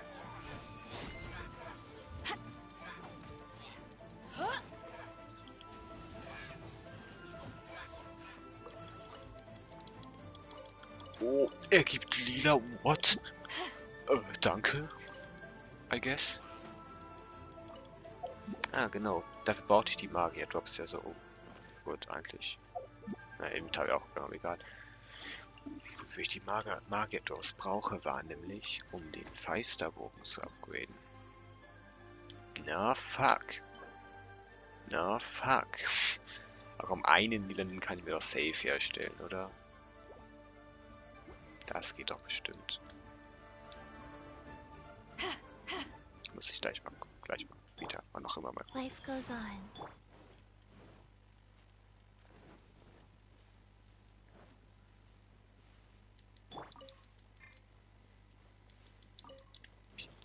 Pilze. Oh, ist so schnell. Warum will er sich hier treffen? Also, I mean, why? But okay. Oh, Ärzte da oben. Right on time. I myself only arrived moments ago. Did you enjoy your visit to the Jade Chamber? It was so big and pretty and expensive. Paimon's never seen such a fancy schmancy place before. Indeed. It's second to none in all of Liyue. Then you met with Ningguang, I trust? What did you talk about with her? She's rich and so generous. Paimon thinks she's very friendly. Yeah, her take on Ningguang is quite different from Paimon's. She thinks that even the tactless Yuheng is more trustworthy than her. Oh, so you also met with Keqing then? What did she have to say? She said the time of the Adepti has long passed. If even the Liyue Qixing don't want to face that truth, Scotty then Moore, what ja, sorry, future ich is mach there grad for die Story ein Liyue? bisschen schwierig. No respect for the divine. Indeed, contrary to the ever-bold Keqing, Ningguang is more of a businesswoman at heart, though they are both members of the Qixing. Although she's friendly, there's no way of clearly discerning her true intentions. Yes, she has only relied on herself to rise to her current position. No ordinary person could ever achieve that. It's said that she's the one behind the constant expansion of the Jade Chamber. It's the second most important thing to her. Even if she ever gave up the position of Tianquan, she would never give up the Jade Chamber. The Jade Chamber is only second. What's the most important thing to her then?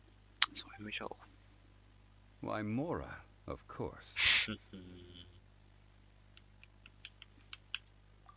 Ningguang talked about was the Fatui this and the Fatui that. She said that after Rex Lapis was murdered, the Fatui have constantly been trying to sink their fingers into Liyue, and that they aren't to be trusted.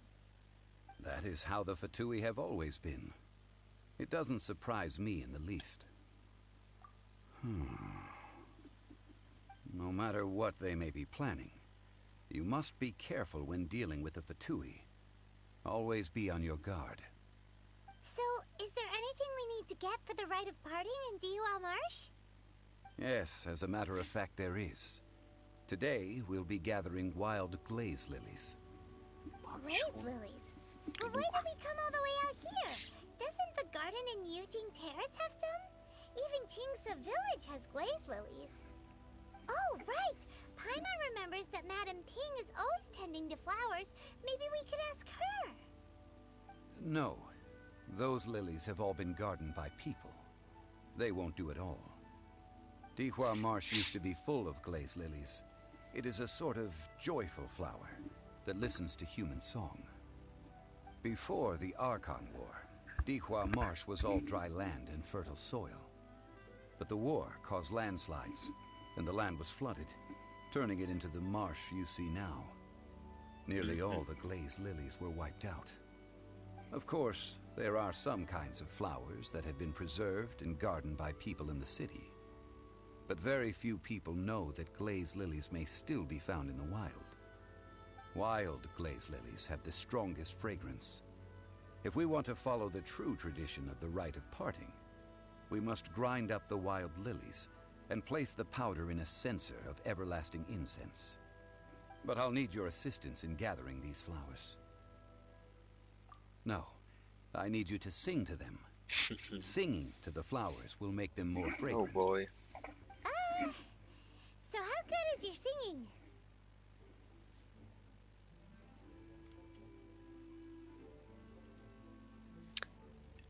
Profi. Why doesn't Paimon believe Frech, you? Paimon. We'll only know once she starts singing. Ich will Terrell auch singen hören. Let's go.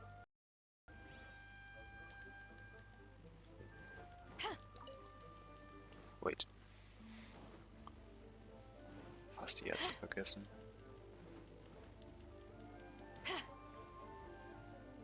No, normale. Schade. Oh wait, das ist ja... Das war nicht mal ein Erz. Nice.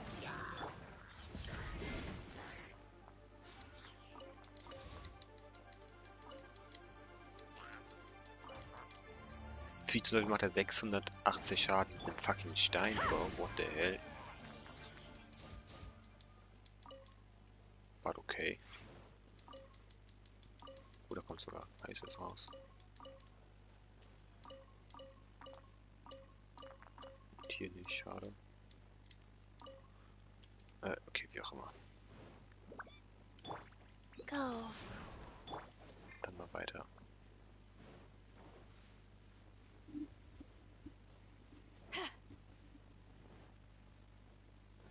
Lass doch mal dieser Mann ansehen. Ah, alles klar.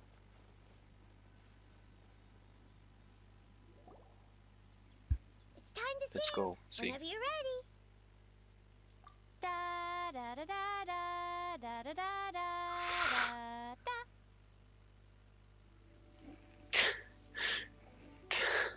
Der Barbara AFK. Die Barbara AFK-Animation, da singt Barbara da auch das. Aber mit einer anderen Voice. Wunderschön war das. What happened? These flowers are jumping. They look What really the- angry. Is it because you sang a song for Mondstadt that they don't understand here in Lille? Ganz bestimmt. Mann, die haben ja so viel AP, immer diese Blumen. Die sind noch alle Eis. Nervt aber mit schon Junge auch nichts.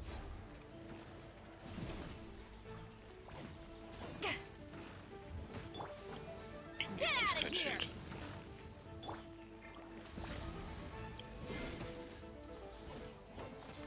Wie greifen die mich kaum an, what the hell? Ich lade irgendwas auf, dann hitte ich sie und dann war es das schon wieder mit dem Aufladen und dann greifen. Erstmal den hier.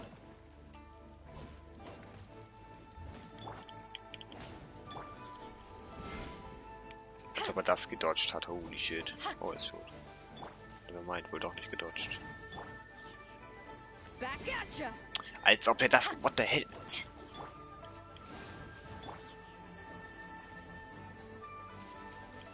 Ich wollte doch nur... Mann. Tot. I'm going in. Take this.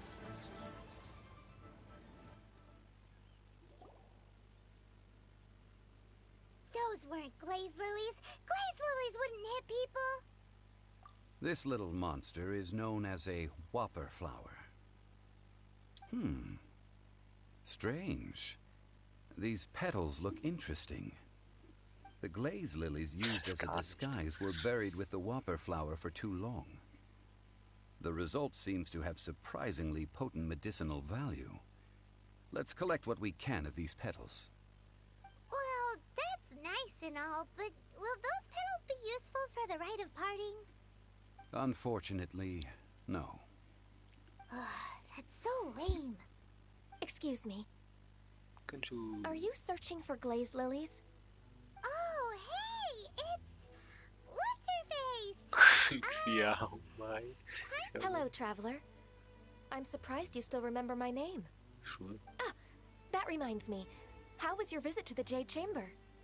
Well, it sure would have been better if you told us how to get up there. Didn't I tell you the way? Surely I did. Nope, we found the way on our own. Oh, I see. Uh-oh. I guess I really did forget to tell them. Something seems a little off about Ganyu.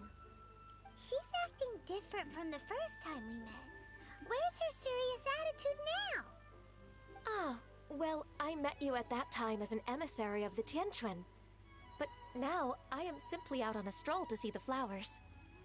You came all the way out here to see the flowers? Why not just enjoy the gardens of the city? Yujing Terrace is where Rex Lapis parted from this world. If I strolled through those lonely gardens now, I wouldn't be able to bear it. Whenever my duties take me near Yujing Terrace these days, I draw the windows to block my view of the gardens. Oh, sorry. We shouldn't have brought it up. No, it's quite all right. I just haven't processed my emotions yet. When the Archon War came to its end 2,000 years ago, the first iteration of the Seven would gather in Liyue and drink with Rex Lapis. But 5 of those original 7 had already passed before Rex Lapis. It's truly a changing of the guard. Yes, now that the spirit of Rex Lapis has returned to the heavens, only Barbados of Mondstadt remains of the first 7. The other 5, including Inazuma's Raiden Shogun, are no longer the same friends from 2,000 years ago. Of the current 7 Archons, the youngest is Sumeru's god of Dendro. He is merely 500 years old, whereas Rex Lapis was more than 6,000 years old at the time of his passing. This means that Liyue had been under Rex Lapis's rule from the moment it was first founded 3,700 years ago. The city has never had to bid farewell to its deity. So what do you think of this farewell? Huh? This is a little sudden. As a mortal, I've never dared to imagine a Liyue without Rex Lapis.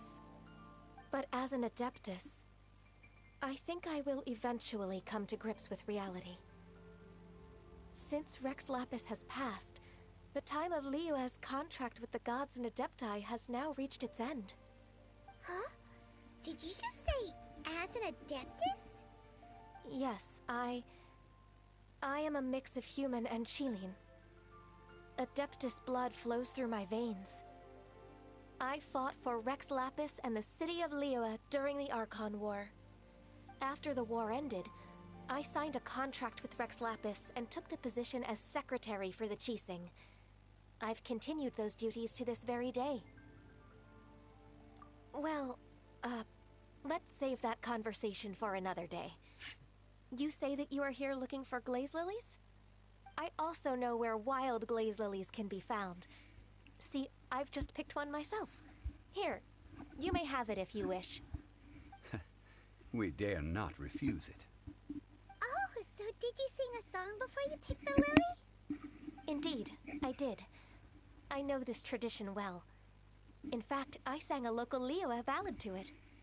Wow, so you really know your stuff, too. Thanks, Gunyu. No, it is you who I should be thanking. If not for this chance meeting, I never thought that I would be able to contribute to the upcoming farewell for our ancient lord. If you would excuse me, I should return to my work now. Good luck. And that just about does it. Our preparations for the rite of parting are mostly finished. Given the ease of picking glaze lilies, I think this was a fitting end to our tasks, in more ways than one. Yeah, Paimon can already imagine him starting a business in Liyue. I've had enough ventures in my life already. Beginning a new undertaking is always difficult at first, and requires no small amount of effort. And once business is at full steam, the stress of it all only wears away at you over time. So you must be careful to take the time to step back and re-examine yourself. If left unchecked, the wear and tear on your heart may go well past mending. Wow. See? Zhongli sounds like he's already seen it all. Alright, I think it's about time we head back to Liyue Harbor now. Okay. Dann let's go. Wie klar habe ich die Glaslinie bekommen, ja. Zurück nach Liyue zum Hafen.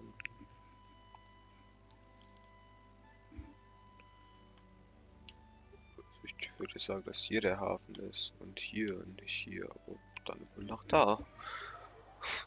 Okay. Wenn das Game meint.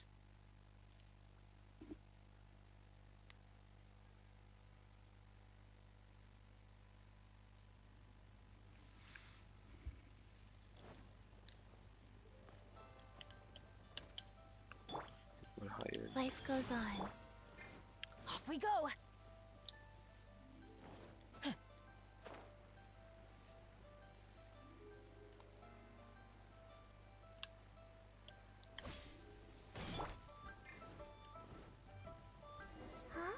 What happened? The city gate is swarming with Millilith and... the Fatui? This atmosphere is highly abnormal. It seems as though something big has happened.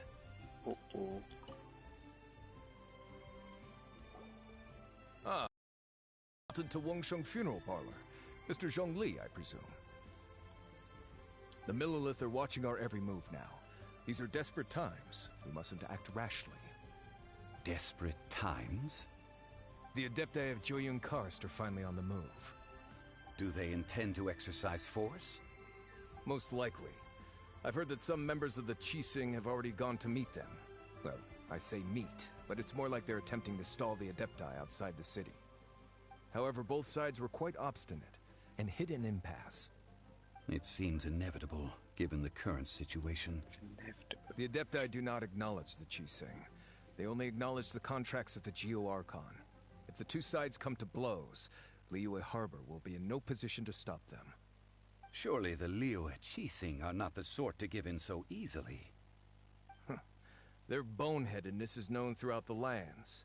Yet it's because of that obstinacy that mortals and Adepti are now on the verge of conflict.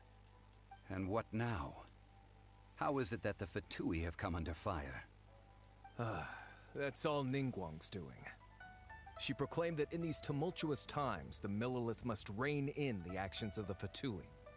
Only now do they want to start keeping tabs on us? That's the Qixing for you. Anyway, Mr. Zhongli, you're one of Child's close associates. Please understand that your actions will reflect on us. Don't let anyone catch you off guard. It looks like things are about to boil over in Liyue Harbor. Do you intend to use your neutral identity as an intermediary between both sides? Or will you use your sword to turn the balance? Neither path is an easy one. Oh, by the way, Mr. Zhongli, we've heard that the Wangsheng funeral parlor has also been caught up in all of this. They're currently squaring off with the authorities at the gates. Things are taking a turn for the worse. I'm afraid I must leave now to handle things back at Wangsheng funeral parlor. I hope that Master Hu has been able to keep things under control for the moment. Consider your next course of action carefully, Traveler. Sure. If you're trying to prevent an explosion, it may be wisest to look for the fuse first. Das ist so ein krasses, schwules Sprichwort. Holy shit. Quite the double-edged sword. So what does Zhongli mean by looking for the fuse? Jetzt hab ich mal so den Namen vergessen. Let's go. Oh, Paimon gets it. If there's anyone who wants to see the whole city turned upside down, it's definitely him. He must be waiting for the moment when no one is watching to do something really bad. Oh, But nice. where could we find him now? Where In would der he go Bank. at a time like this?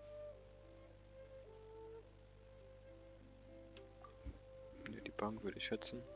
Also, die Bank, wo es Geld gibt, nicht so eine Bank halt. Intel als Österreicher würde jetzt sagen, Sofa ist eine Bank, aber so stupid, Alter. Als ob in Österreich so eine Bank, also Parkbank, einfach so ein Sofa ist. Oh. Also, in Deutschland ist ja ein Sofa ist ein Sofa und in Österreich ist einfach ein Sofa eine Bank. Also es heißt Bank. Aber es ist ja trotzdem noch ein Sofa so ungefähr. I don't know, wie ich es erklären soll. Bisschen weird. Ich könnte mich actually teleportieren, wenn es jetzt 300 Meter sind. Oh. Warum da? Ich dachte, die Bank war doch hier irgendwie. Da war ich doch noch nie. Aber okay. Dann let's go. War ich da schon mal? Ich glaube nicht. Ist es das, wo die Statuen vorstehen? Da war doch kein Haus oder so. Ne? Keine Ahnung, egal. Go. Doggos. Noch mehr Doggos, holy shit.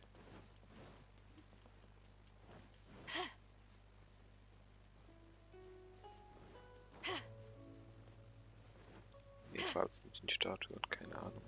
Ach doch, die Statue meine ich, aber das ist scheinbar gegenüber sozusagen.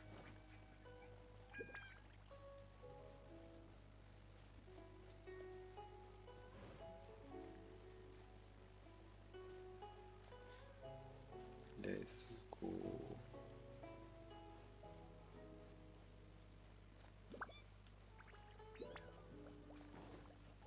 Also hier ist auch safe irgendein Secret, weil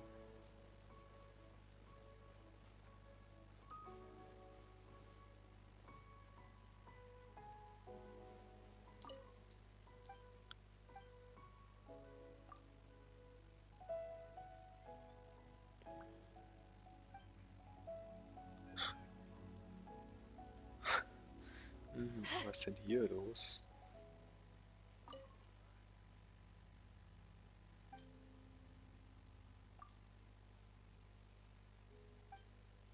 Hau raus, ich habe nämlich keinen Plan, was das hier ist. Ja, durchlesen habe ich auch keinen Bock, also...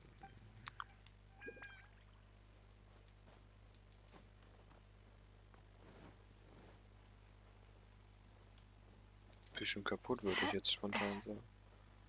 Ah, okay, hier darf ich also gar nicht lang, beziehungsweise ist nichts. Vielleicht kommt hier noch was zukünftig, neues Gebiet und so, I don't know.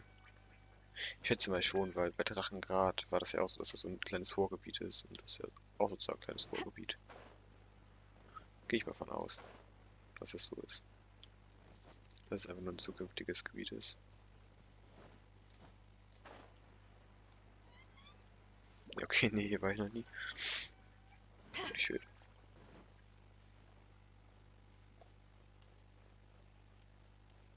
Damn. Sieht auch so zick aus.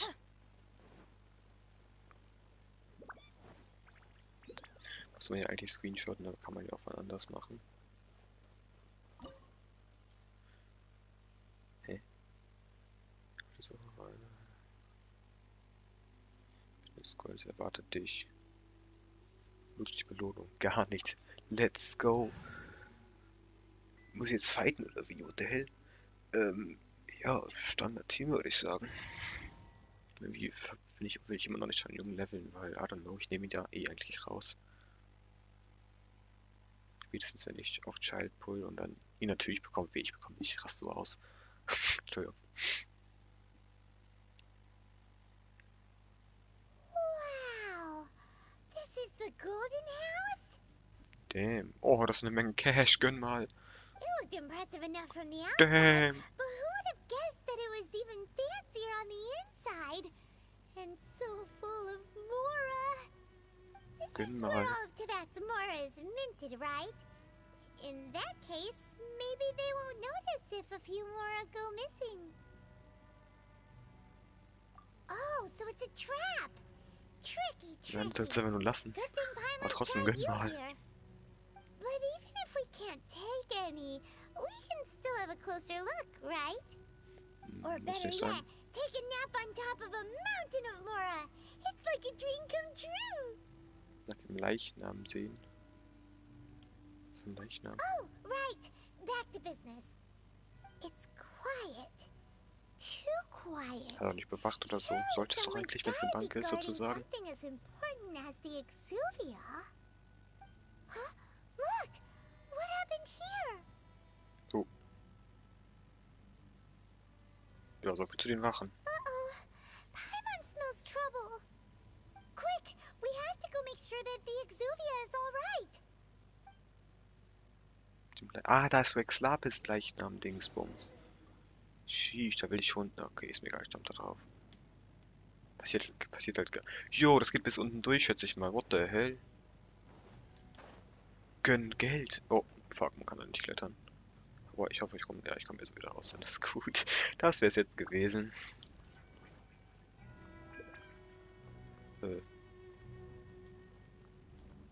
Da. Erstmal suchen, geil.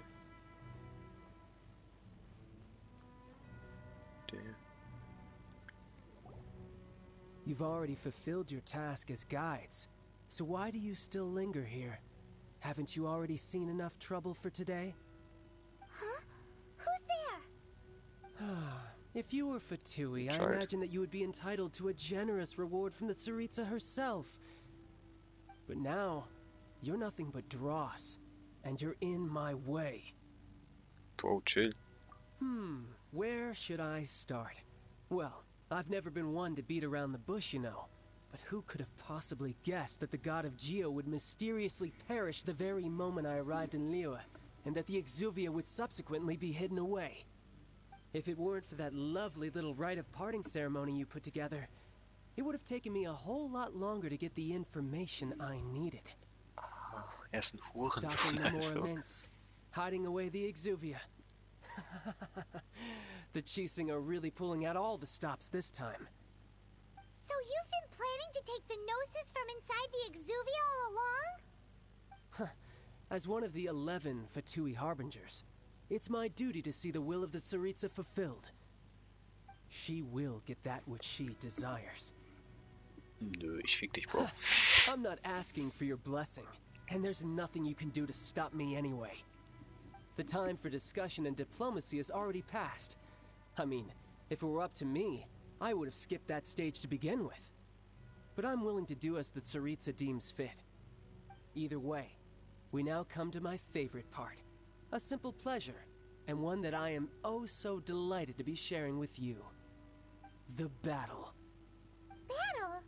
So you're the type that goes looking for trouble, huh? Oh no. You could say that. When Signora offended the deities outside the cathedral in Mondstadt, she swiftly left the scene once her mission was accomplished.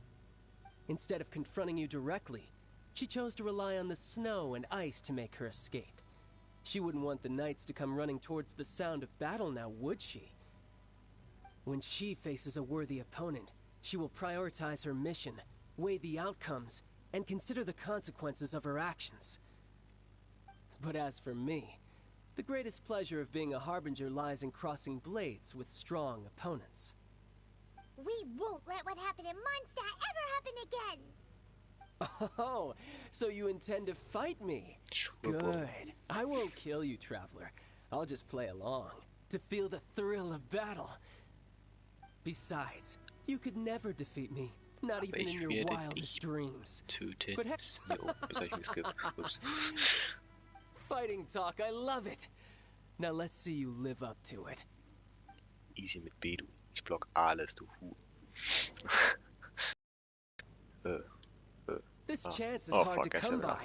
So show me all you've got. Hätte ich auch noch warten sollen mit Abenteuerstufe erhöhen. With a Fatui harbinger. So come now, amuse me, and don't you dare disappoint.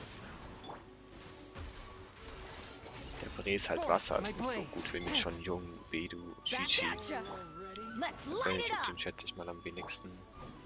Oh boy, what? What is he doing? Ah, okay.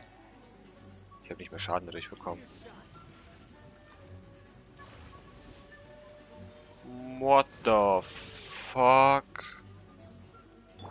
Okay, bro, chill. Oh. Wheel of Life.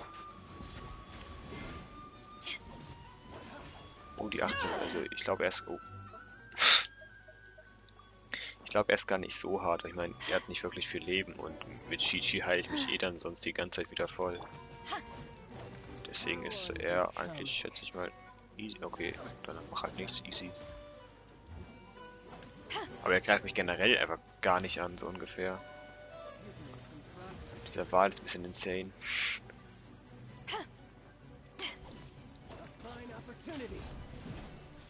Let's light it up! Go. One with my blade. Spirit blade. Attack! Okay, der ist... Oh, der ist echt easy. Also, ja. Ah, er hat geblockt. Ah.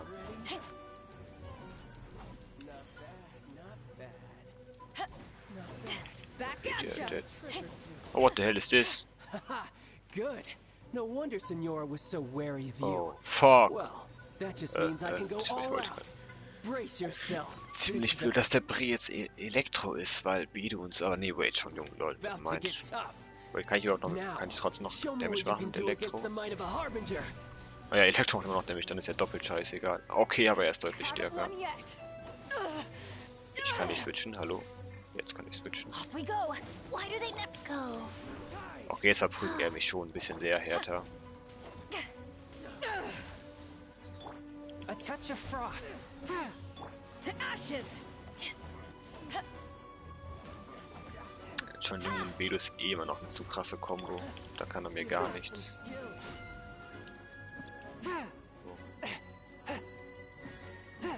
Swift and merciful. Submit for judgment. Gefühlt steht da auch mehr rum, als irgendwie anzugreifen oder so. Not sure about that.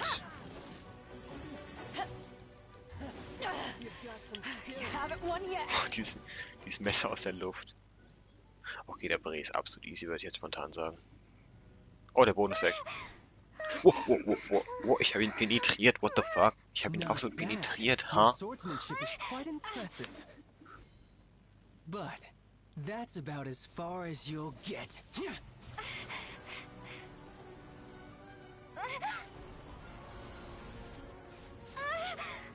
Oh damn, das war cool.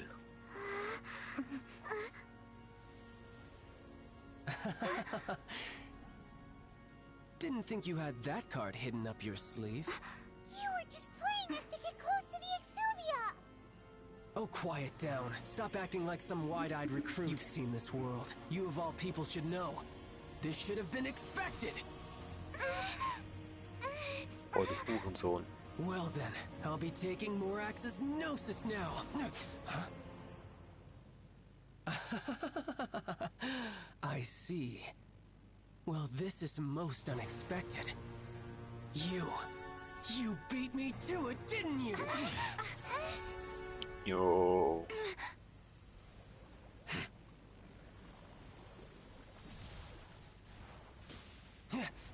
Oh, fuck this shit. So viel zu der ist easy, ich sollte meine Fresse halten.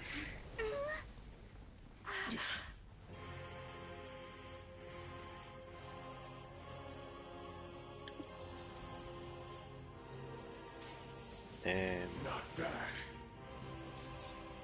But this is going to cost you. Yeah.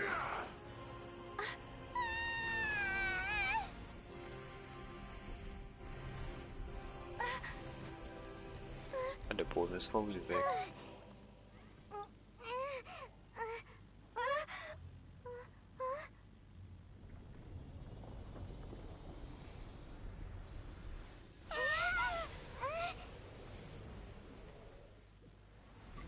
Oh, fuck this shit. To the Gnosis ahead of me, didn't you? Whoa, what the fuck? Simply move faster, or did you leak the information regarding the Golden House to me on purpose? No matter. Hand the Gnosis over now. Don't make me take it from you. We didn't take it! Holy shit, boy. But how? From whence you came? Also ohne Chi-Chi, ich hätte keine Chance gegen den Bray. Ich kann mich durchgehend mit Food heilen, aber es wird nicht so gut funktionieren, schätze ich. Die Musik auch, damn. Eigentlich müsste ich mein Maul halten, das klippen, weil das ist viel zu geil. Absolut crank. Forth, my blade. But how? Holy shit.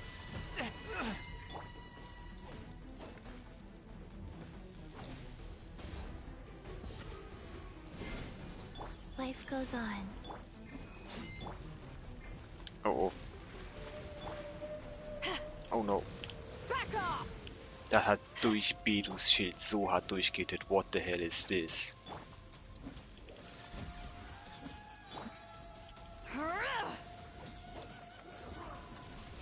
From whence you came?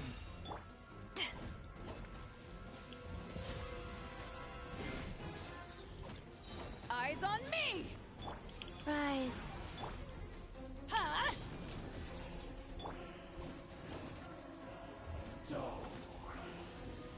Take this!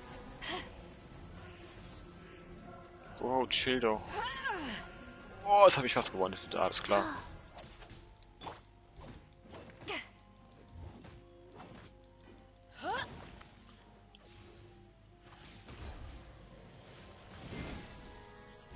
Wie hat das nur 3K Damage gemacht? Oi. Wheel of Life. Oh, oh, oh, oh. Back off! Bennett wurde so hart fast gewonnen. Wow. I'm going in! Huh? Out of the way! Oh fuck. Ja, ich bin tot. Ich habe fast nicht geblockt. Das war sehr. Ich habe nicht geblockt. Wow. Wie auch immer ich es geschafft habe, nicht zu blocken. Life goes on.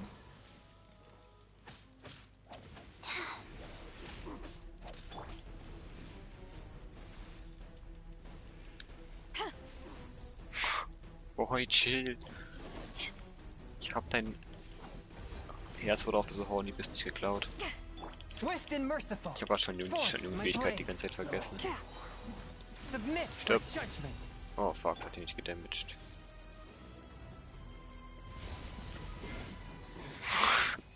Geil, der Bedu-Block, let's go.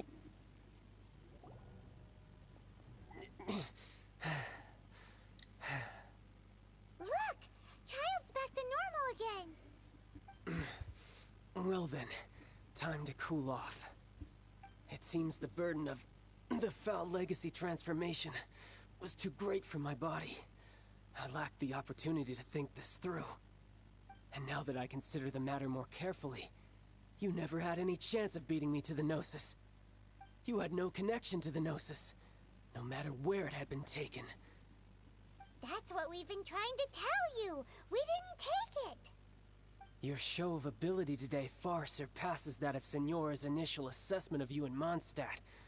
Tell me, how could that be? You already know the answer, don't you? I can see it in your eyes. But if that is a secret you wish to keep, I guess I'll just have to curb my curiosity. This battle has already left me satisfied. Anyone who strives as I do to grow stronger shall be called a friend, even if our friendship can only be shown in battle against one another. Pretty sure that's not the normal way to make friends. True. Unfortunately, I must bring this amiable conversation to an end. My quest still beckons. Given that the Gnosis wasn't taken by anyone, then we must look once again to the beginning. Perhaps it was never in the Exuvia to begin with. In fact, it might be that the Exuvia was just a diversion of sorts. What? So you mean that... Yes, it appears so. Interesting to say the least. It seems that the guardian deity of the capital of commerce is also well versed in little maneuvers beyond the boundaries of contracts. As such, we must now look to our backup plan. Backup plan? I had hoped it would never come to this. I absolutely detest working with those who are weaker than I. The truth is, the world belongs to those of us who desire to become strong. I seldom willingly mingle with any dull and boring weaklings who think otherwise. Unfortunately, we cannot be picky about our methods as Fatui Harbingers. Children must all learn to eat their vegetables sometime. So what are you planning to do? I will awaken the god that lies dormant beneath Guyon's stone forest. A god? Osial, overlord of the Vortex, who was defeated by Morax, the Geo-Archon in the Archon War. Damn. And who has remained pinned beneath the waves by the Geo-Archon's stone spears ever since. If such an ancient god were to be unleashed upon Liyue Harbor, defenseless without the protection of its deity, do you think the cunning Rex Lapis would just stand aloof and watch the ensuing destruction? But the Archon War ended 2,000 years ago. How can an ancient god appear in a world now overseen by the Seven? Simple. I've already prepared the means to awaken it. Oh, fuck. Hey! Those are sigils of permission! Oh, Paimon remembers now. The Fatui have been researching them. Indeed. The one that was given to you was just a byproduct of our research. With the power of so many sigils of permission concentrated in one place, along with that which was bestowed upon me as a harbinger by our Tsaritsa, breaking the subduing might of the Geo-Archon spears for a time should be no obstacle. Using the powers of ancient gods in such a situation fails to interest me, and is largely against my principles. But knowing that such an action will not only force the Geo-Archon to show its hand, but you as well, that makes matters a little more intriguing. Fuck this.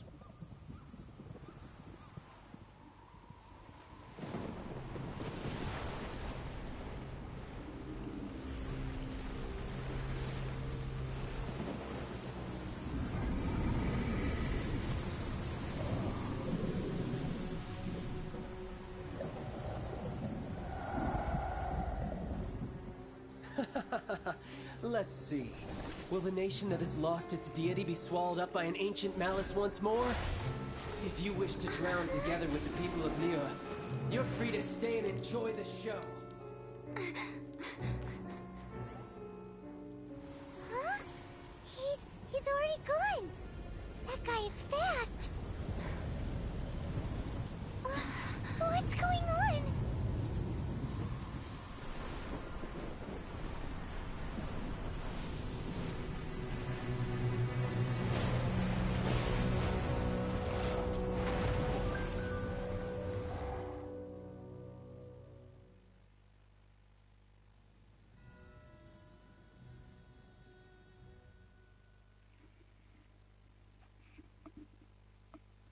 Newey wurde laberdick überschwemmt. Holy shit. War richtig krass.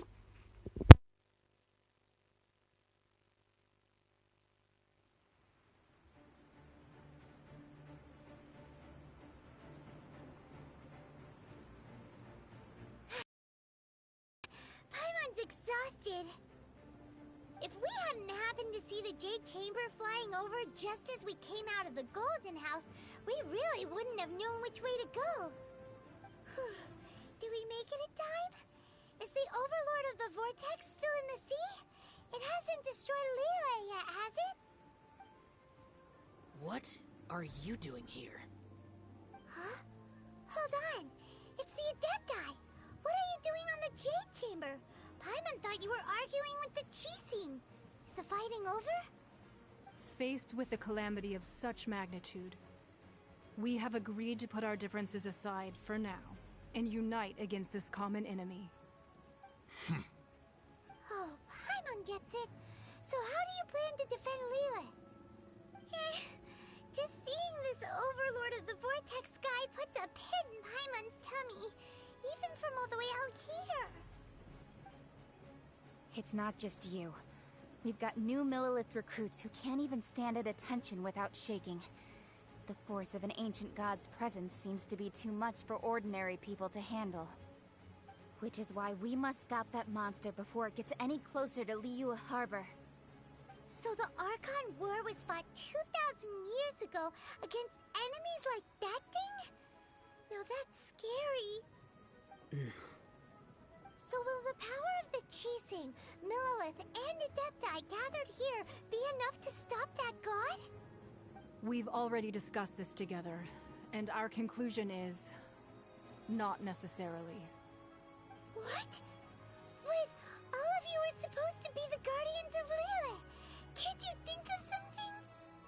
One certainly could. Huh? The Qixing did once research the matter of the Guizhong Ballista when it piqued their fancy. And as fate would have it, one who did craft the Guizhong Ballista with one's own hands is here. For what could you mortals ever learn of Adepti mechanisms? Yet, it would take one, but a little tinkering to turn this ballista into an engine of war beyond your wildest thoughts. I suppose this is one blessing from the Adepti that we should be thankful for. So be it. We shall use the upgraded Guizhong Ballista to fight off that god. All the Adepti here can lend their strength to man it. We haven't a moment to spare. Our battle begins now. Yep.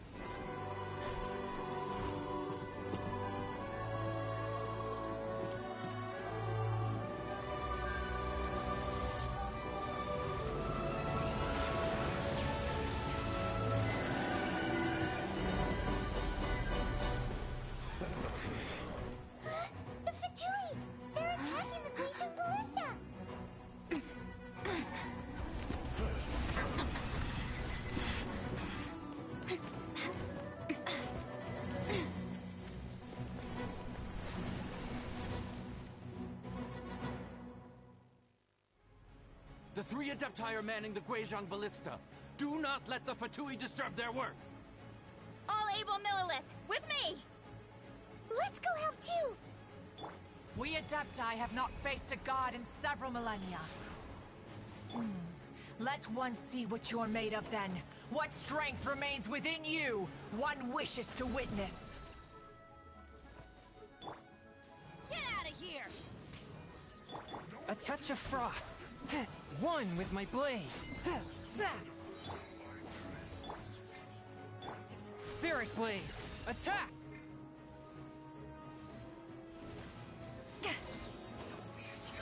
To ashes! inches! Swift and merciful.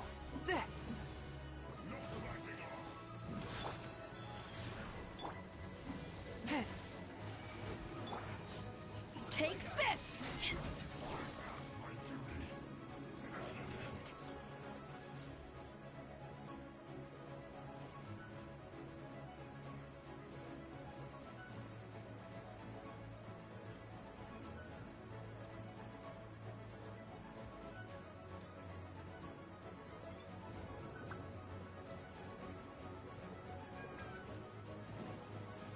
What is that? That is Osial's divine power. I am very familiar with it. Be careful not to get hit.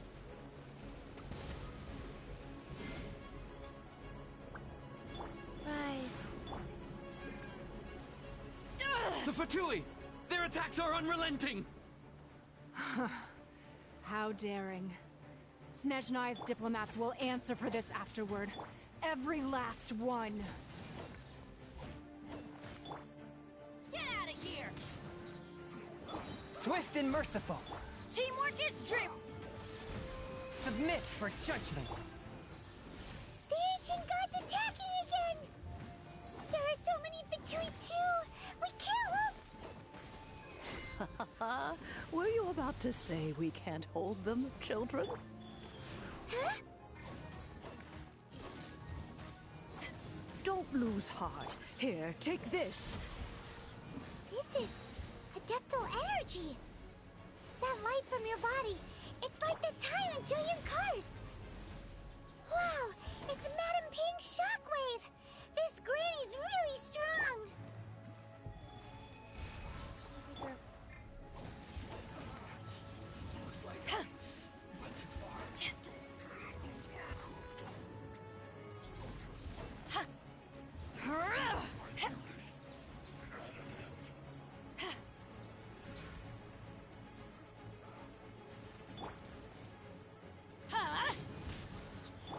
A touch of frost. Ah! From when... With the blood of the Chilean, I guard you against evil! Cast your fear of injury by the wayside, and fight with all your might! I too did this during the Archon War! Huh. So this is what Ganyu's like in a fight! My name means swiftness. Take my power and run as I do. We're going too fast!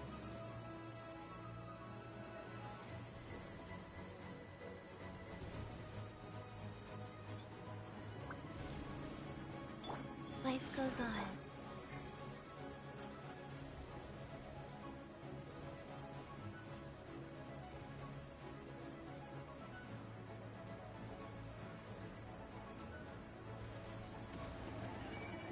Child, you are strong in body and spirit. Perhaps you can withstand 3 forms of adeptal energy at once. This will hurt a little. Please bear with us. Once you've adapted, try to use them in battle.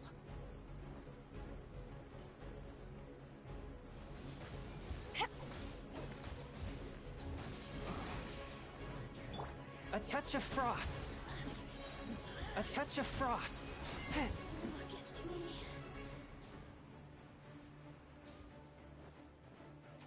From whence you came.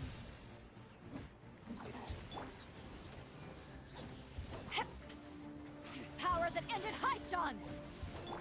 I'm going in!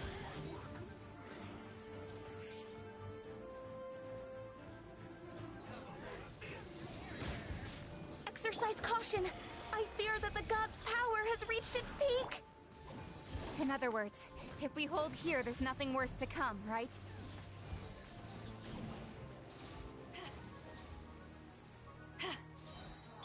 From whence you came. One with my blade. One with my blade. I'm going in! From whence you came. Power that ended Haishan!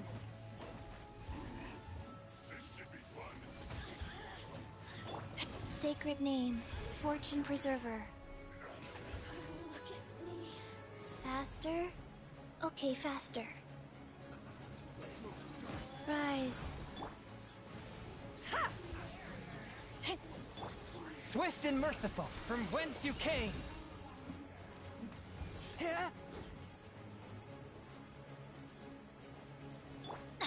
I'm going in! The Fatui's numbers are thinning!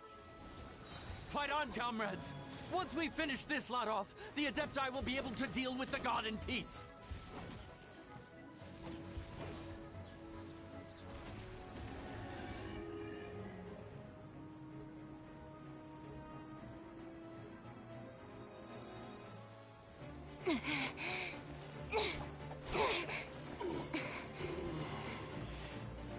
The interlopers are no more. Now we may commit ourselves fully.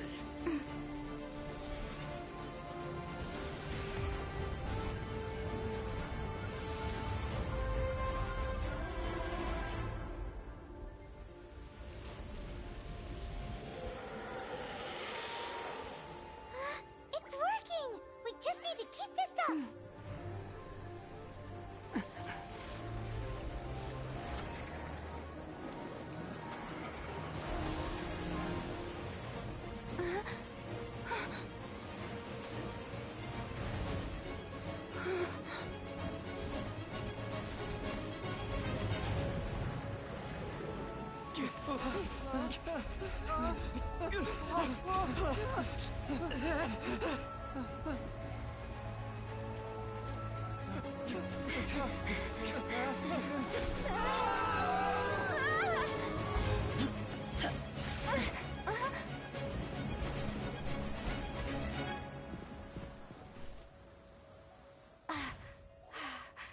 Be careful now. The Guizhong Ballista is destroyed. Without its covering fire, retaliation shall be difficult. But the Jade Chamber is our last line of defense. We can't give another inch, no matter what.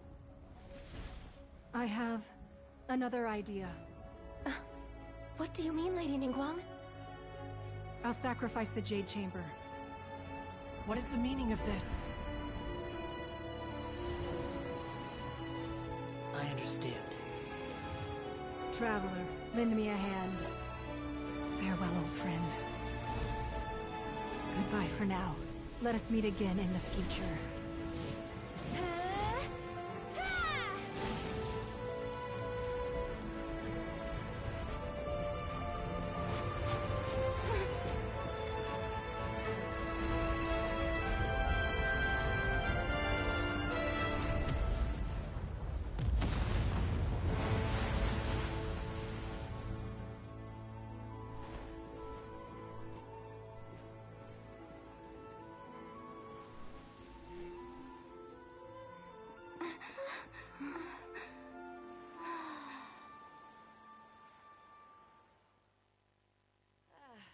Cold beer after a hard day's work.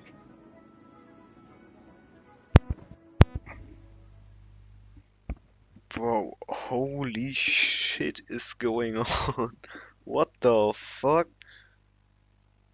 Ganz schnell, let's go. Wow, what the hell? Also, ja. Ich habe jetzt erstmal nichts gesagt. Ich habe einfach nur gestummt, weil war viel zu geil. Ich gucke, ob danach noch was kommt, sonst klippe ich es erstmal gleich. Damn.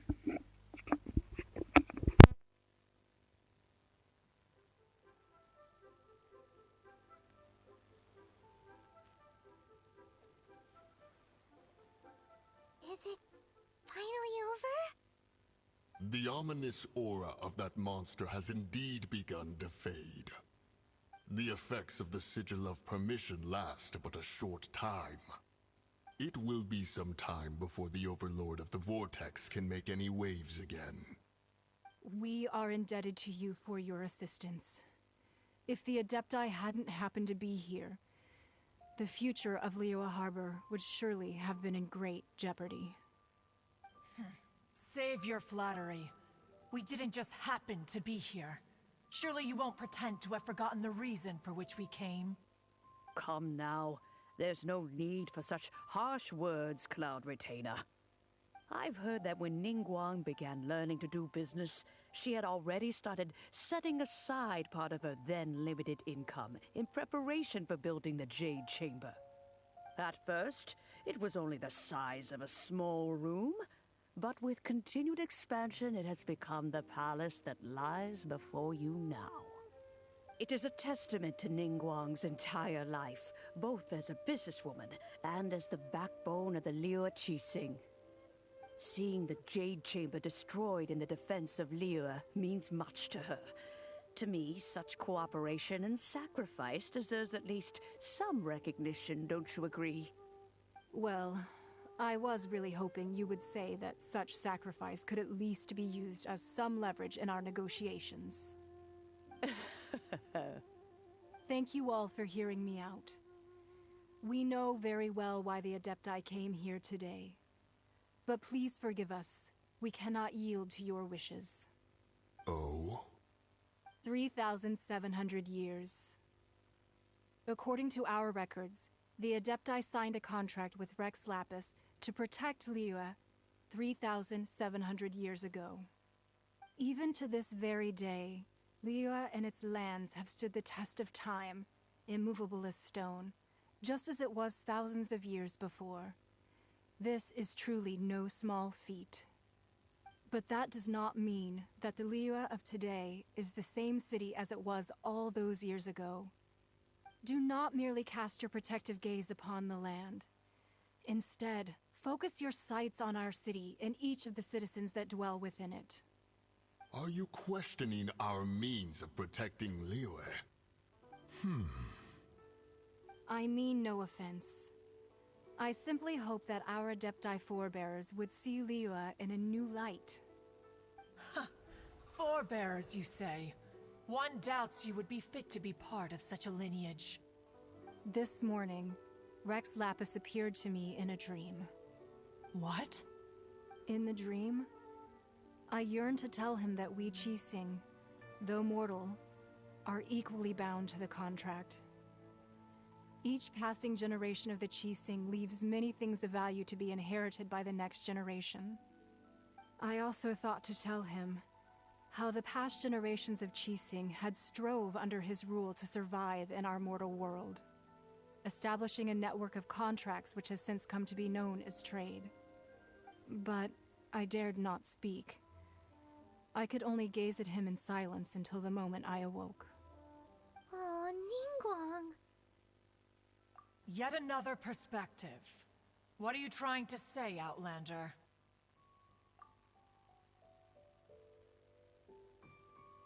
Right! That's something that happened in Mondstadt. It's a story about the Four Winds and the people of the Animal Archon. The Animal Archon sought to quell the strife between the two sides, because he believed that such conflict would only scar the hearts of both, and that nothing good would come of it. Each of the 7 nations has its own scars from the past. Though your point is the very height of simplicity.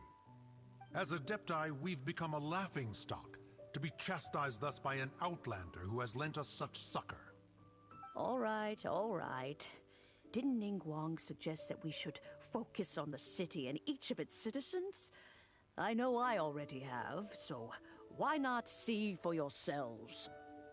I apologize for appearing in full armor. I am afraid I cannot show the proper courtesies. And who are you? I am Feng Yan, a sergeant of the Millilith. I have come to extend my thanks to the Adepti. I thought this battle would perhaps be my last. But thanks to the aid of the Adepti, our forces were not as badly battered as I feared we might be. Although I am a mere mortal soldier, I promise to hold the line and never betray the grace given to us by the illuminated Adepti this day. Huh?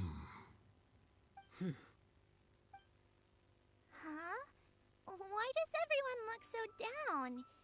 Didn't we just beat that big monster? Weren't you frightened, dear? It was quite the predicament. I wasn't afraid. All the strong Millilith guards were there, and those powerful heroes with their visions were there. Everyone was there.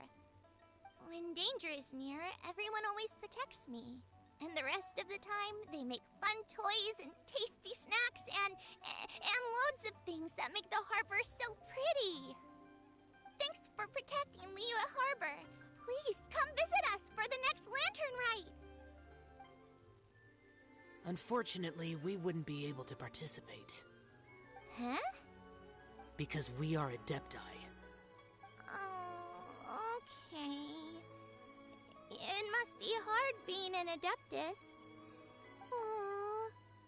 You see, this is what Liyue is like today.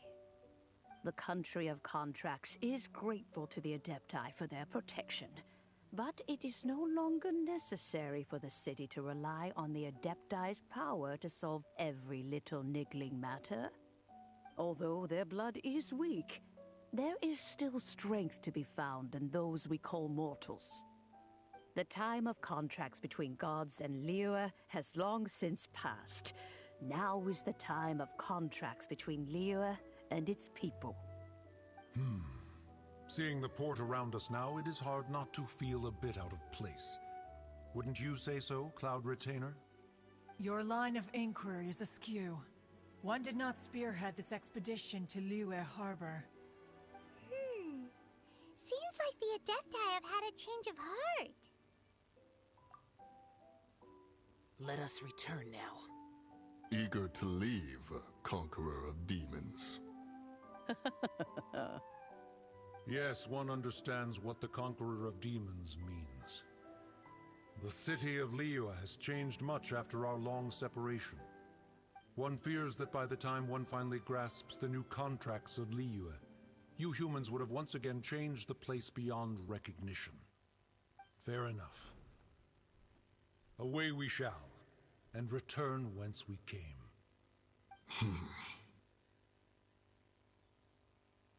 Since we Adepti have consensus, then one shall persist no further. But how will we ensure that the Liyue Qixing will not simply exploit their power once we depart? In my view, that is still a thing to be guarded against. All right, Mooncarver, you needn't worry. It seems to me that this right of supervision is best left to the people of Liyue. Looks like the conflict between humans and Adepti was avoided. All's well that ends well, huh? Oh, right! It's nice that we've got peace and all, but we're forgetting one thing. Child wanted to unleash the god so he could lure Rex Lapis out. We were able to handle the Overlord of the Vortex on our own, so Rex Lapis never showed up. Oh, and speaking of that, don't we still need to get to the bottom of that Archon's death, too?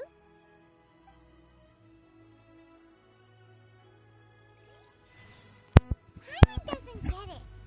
But isn't the strongest lead we have the Adepti-less rite of parting that we're organizing? No idea where Zhongli's gone. Let's ask for him at Wangshen Funeral Parlor. Bruder, das war viel zu krass. Müssen wir ganz fix was nachgucken. Oh fuck, ich hoffe das passt so.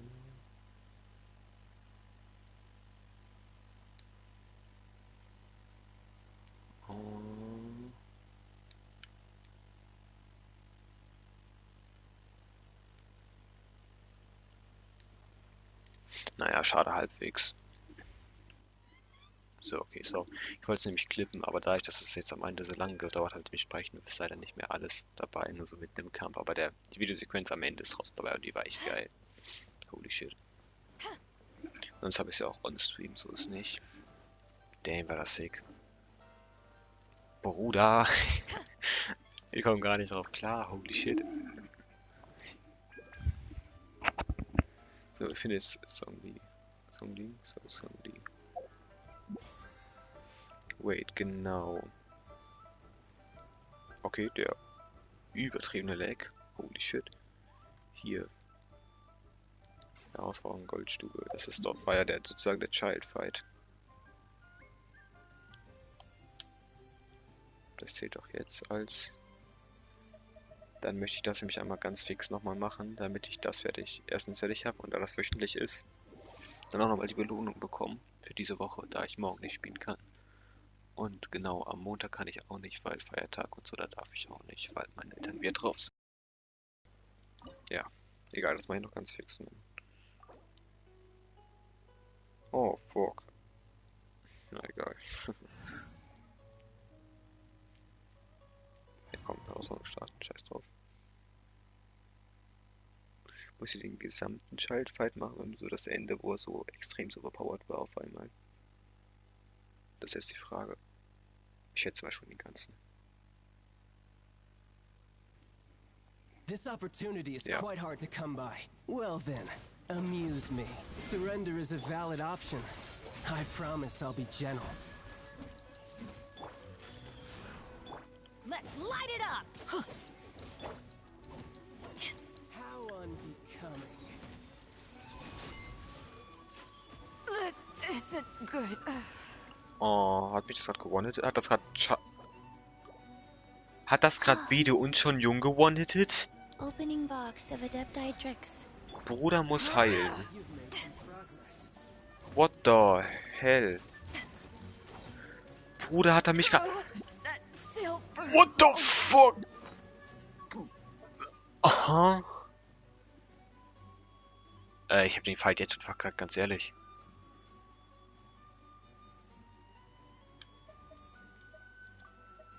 Also...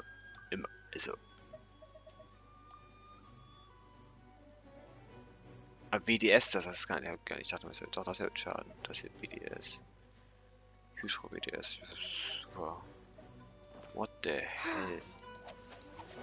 Bro, also es hat er jetzt schon verkackt. Wheel of Life.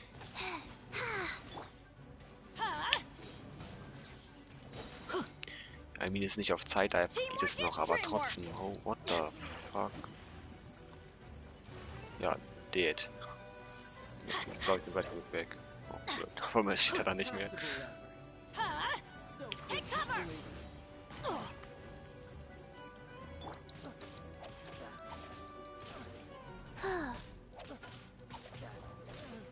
Go.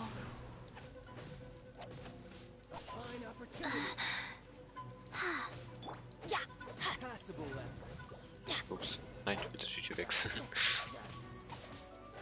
Wer macht mehr Schaden? Bandit macht mehr Schaden. Oh. Adventure time. Let's light it up. Yeah. Wheel of Life.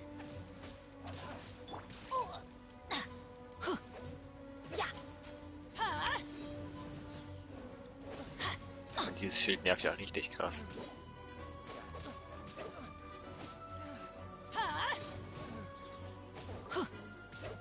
That's gonna hurt in the morning.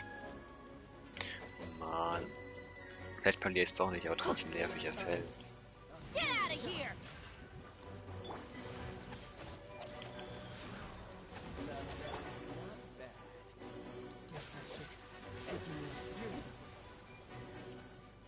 Jetzt wird er Elektro. Teamwork is dreamwork. Get out of here. Ow. Saft bitte nur nicht nochmal sterben, muss ich jetzt irgendwie vernünftig hinkriegen. Also er braucht erstmal den Cheat-Effekt, vorher wird das schon mal gar nichts. Den er nicht bekommt, alles klar, Bro. Life goes on. Oh, ich halte Bedo lieber ganz vorsichtig so hoch. Okay, das war riskant, aber ich hab's trotzdem gemacht. Scheiß drauf.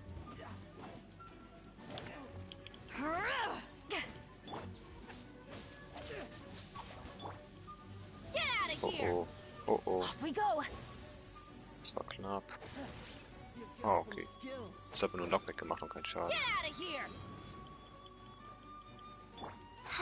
Wheel of Life. Oh, ich wollte die auf den Block machen, dann gerade.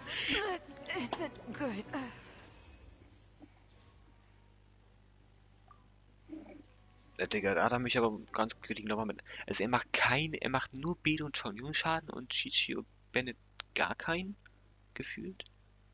Da habe ich wieder mit 7000 HP erstmal gewonnetet und Chi und Bennett davor nie mehr als 2000er Hits gegeben. Also, weiß ja nicht, aber irgendwas stimmt da ganz doll nicht.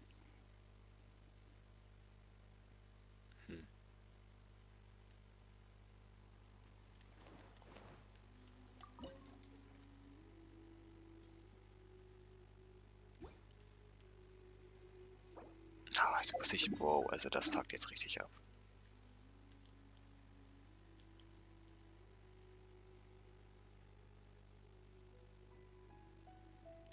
Dann mache ich erstmal hier weiter. Scheiß auf den Fight.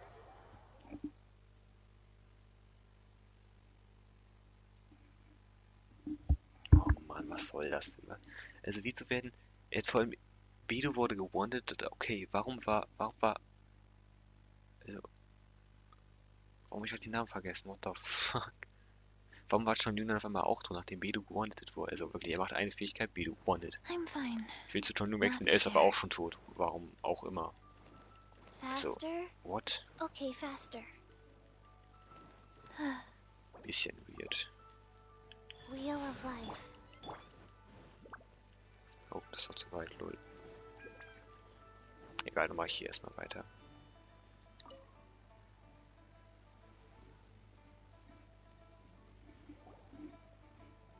Is there anything I can do for you two? I'm afraid that Wangsheng Funeral Parlor isn't in the best state to receive guests. We've come to see Zhongli. Could you please tell him we're here? Unfortunately, Zhongli isn't here at the moment. Oh. It seems he went to Northland Bank. Doesn't the Northland Bank belong to the Fatui? Last time we saw Zhongli was before we went to the Golden House. Do you think he doesn't know about the attack on Liyue? Visiting the Fatui at a time like this could only mean more trouble. We had better go and make sure that everything is okay.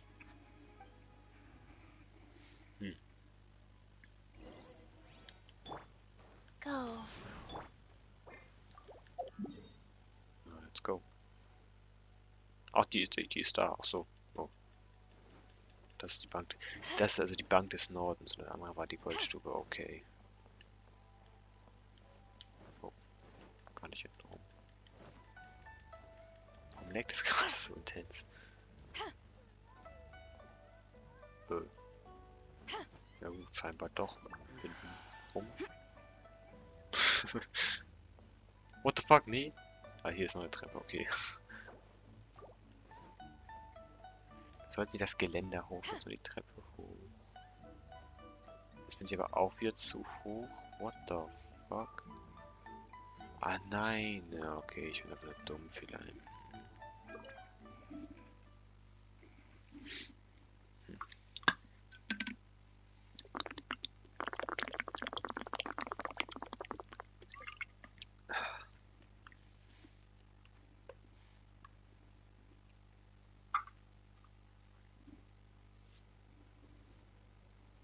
You call this cooperation between Harbingers? Cooperation involves communication, you know. Don't take it to heart, child. Besides, aren't you happy that you got to skip the formalities and bring chaos to the land? I'm sure you must have enjoyed that. Die hat damals im Mondstadt mich und Venti angegriffen. War das noch, oder noch irgendwer? I don't know. Um die Leier zu klauen. Das war doch so. Ich glaube, so war das. Oh, it seems that some of your friends have arrived. Hey, it's Zhongli and Child. And you're also one of the Harbingers? Tobi, moin. Du hier um die Uhrzeit? Ja, boah, alles gut. Gerade am Genshin spielen, die Story ging gerade vorhin richtig ab. Ja. It's Bei you dir so? two. I believe we've met once before. In the city of Bards, was it? I'm glad you still remember my name. Ah, right.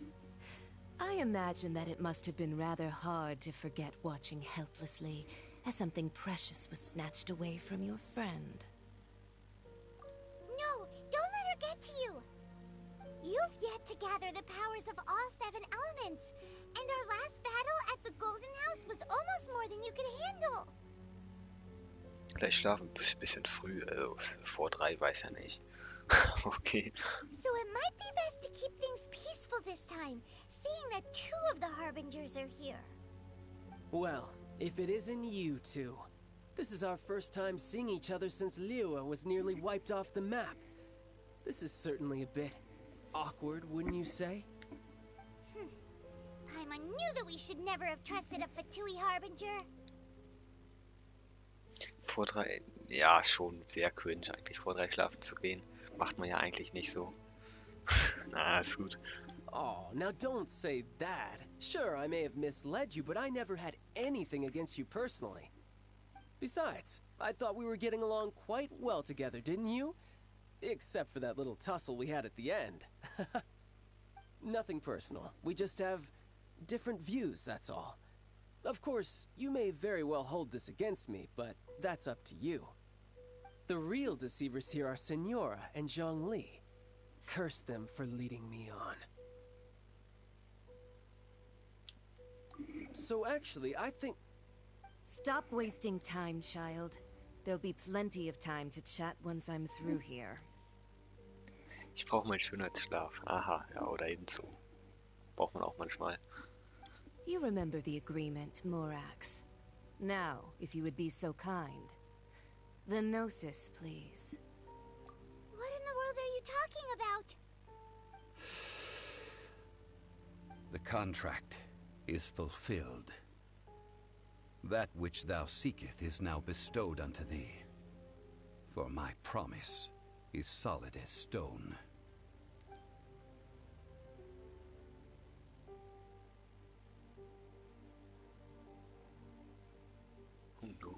How sanctimonious. What? So you're the Lord of Chio? No, wait. That's an exciting twist and all, but why give the Gnosis to the Fatui? I do not give it for free. I give it as agreed upon in the contract. For it is a matter solely between the Tsaritsa and I. Ja, danke, dann mal gute Nacht, ne? Ich gehe dann auch mal irgendwann schlafen. Und mal schauen, wie es wird, ne? Yeah, you don't think you went a little bit too far with that whole fake death thing? Everyone was preparing the ceremony for you and splat! This big dragon falls out of the sky and all of Lyra goes into an uproar. Talk about a disaster. Gathering all the forces that had been bubbling behind the scenes. And then stirring them together in a pot that was bound to boil over. That's what he wanted to see. Am I right? Wait, what? Perhaps it's best that I explain. As you know, I've dwelt upon this world for more than 6,000 years. I witnessed the founding of Liyue, together with the Adepti 3,700 years ago. Even boulders that can withstand whirlpools will erode with the passing of time. I kept convincing myself that cracks had not begun to form, and that the end of my time had not yet come. Until one drizzly day, as I was strolling along the harbor, I heard a merchant tell one of his workers, "You finished your duties. Go ahead and call it a day." I stood motionless among the crowds, asking myself, have I already finished my duties? Oh, Zhongli. But as I began to consider relinquishing my divine role, I soon discovered that many reasons still remained to not hastily depart. Was Liyue, the city I had dwelt in for so long, already prepared to enter its next age? I decided that a test was needed in order to reveal the answer. So I feigned my own death, and gathered the cast of Child, the Adepti, and the Liyue Chising to play their roles together on the stage that was Liyue. That's right. which is why I continued to safeguard the Gnosis until now. So you mean that if the chaos ever reached the point of no return, you would simply appear and use your divine powers to bring Liyue back under control? Of course, and it would have been all too easy for him too. Just as a child quickly matures after losing their parents, so has Liyue matured when faced with the death of its deity. I was pleasantly surprised with the finale of the show that you all put on. Why, you even deserved an encore. The Adepti deserve the greatest applause, considering their years of seclusion. They hardly recognized the city, yet faced with such a crisis, they exerted the greatest amount of restraint. Not only did they manage to cooperate with the Qixing, but in the end, they even tried to understand the heart of the people. And hats off to the emissary dispatched by the Cryo-Archon to fulfill our contract, Signora. She managed to keep everything she knew in strict confidence, far from the eavesdropping ears of her colleague child, just as I had requested. All the while, I carried on as Zhongli, and fulfilled the traditions of Liyue in this mortal form. Thank you for walking that path with me, Traveler. These things were all a part of my script. The only unforeseen plot twist was the conduct of the Liyue Qixing. I had expected them to do no more than the Adepti, to come to the defense of Liyue. But when all was said and done, they seized the opportunity to supplant Liyue as divine protectors, and used the subsequent power vacuum left by my death to quickly gain complete control of Liyue. Huh?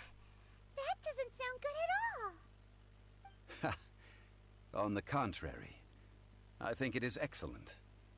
I had always feared that it was too soon for them to take over from me. And it was also that which I longed for the most. As such, this is the best parting gift anyone could have given this god of old. Hey, what about me? Doesn't anyone feel the least bit of remorse for deceiving me? You've practically kept me in the dark. I think that thanks would be more appropriate. You certainly played no small part in all of this, wreaking havoc and turning the city upside down.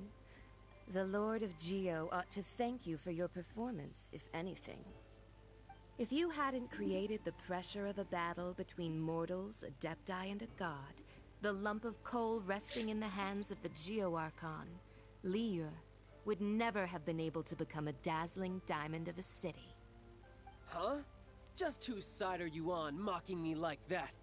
Are you itching for a fight? Be that as it may, you've come out of this as the hero of Liyue. I, on the other hand, will be forever prescribed as a disturber of the peace, no? Well then, with the Gnosis in my possession, I have no use for such idle chatter. We should return to Zapoljarny Palace and seek an audience with Her Majesty, the Tsaritsa. Come, child. Fine. I'll meet you there later. I'm not sharing a boat with the likes of you. Do as you wish.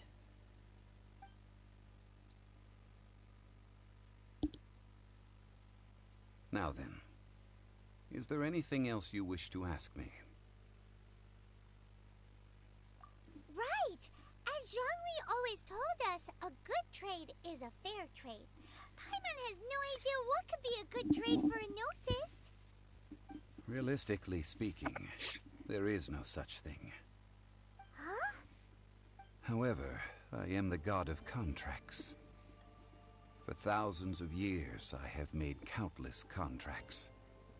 If the deal was of no benefit, then I certainly would not be inclined to agree to it. My agreement with the Cryo-Archon will be the last of my contracts as the Geo-Archon. My contract to end all contracts. As for the bargaining chip that the Tsaritsa used to balance the scales, uncover that answer for yourself in your future journeys.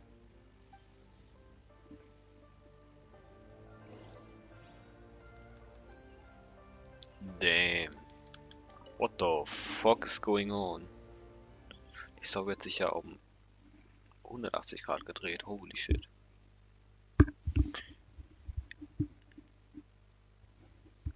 What the hell?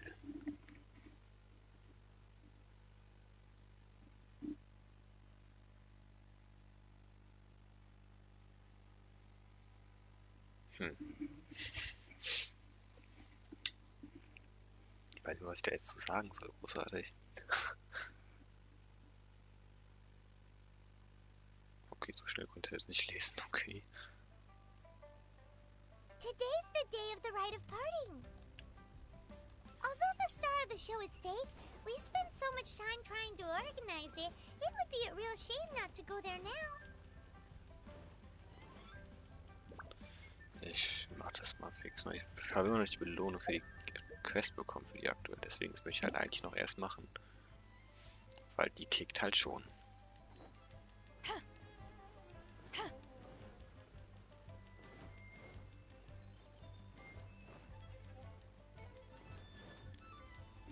Ich habe halt auch nicht mehr so viel Zeit.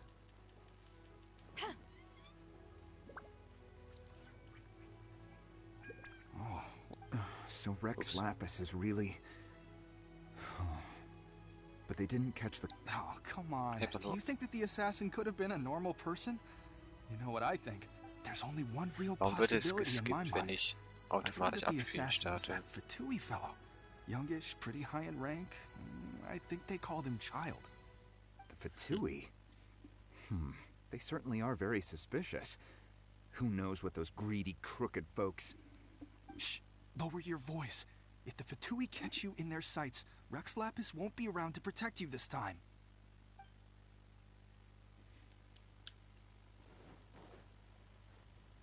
You know that god from the ocean couldn't have just shown up out of nowhere.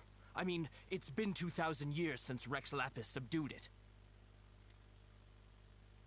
Yes, and to think that this happened right on the heels of the incident with Rex Lapis, too. Say, do you think the person who assassinated our lord and released that evil god might have been one and the same? Now that you mention it, that's very possible. Yes, it's very possible indeed. I mean, it all fits together. That person must have colluded with the evil god to harm Rex Lapis. Oh, that wicked, black-hearted scoundrel. Still, what sort of supernatural prowess must this person possess to be able to do such things? I have never heard of such a person in all my years. Ah, forget it. Guessing's no use to us. Look, the Millilith over there looks like he's about to make an announcement. Let's hear what the Ministry of Civil Affairs has to say first. Personal safety.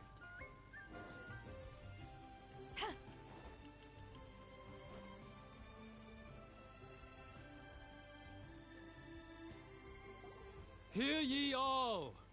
The Chi sings words. Though a dragon soars ageless as the mountains, it too must return to dust. This is common knowledge. Gods and Adepti live glorious lives, but both light and shadow have their season. So too must they face divinely appointed trials. Rumors and hearsay abound on the streets that Rex Lapis was murdered. Now, let the truth be revealed.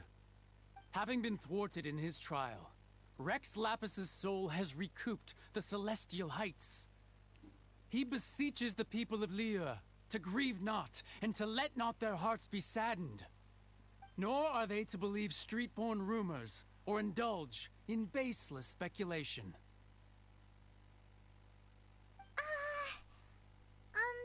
Paimon needs a translation on what the Chi-Sing's announcement said. So that's how they're spinning it. Something feels off. Why would they suddenly give up looking for the murderer? Not to mention how this excuse sounds like something they just made up on the spot.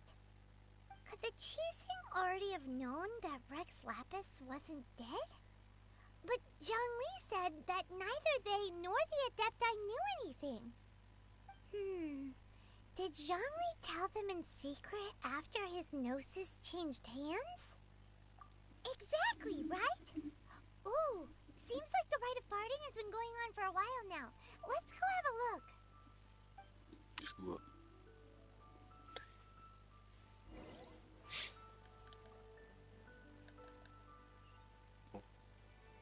so.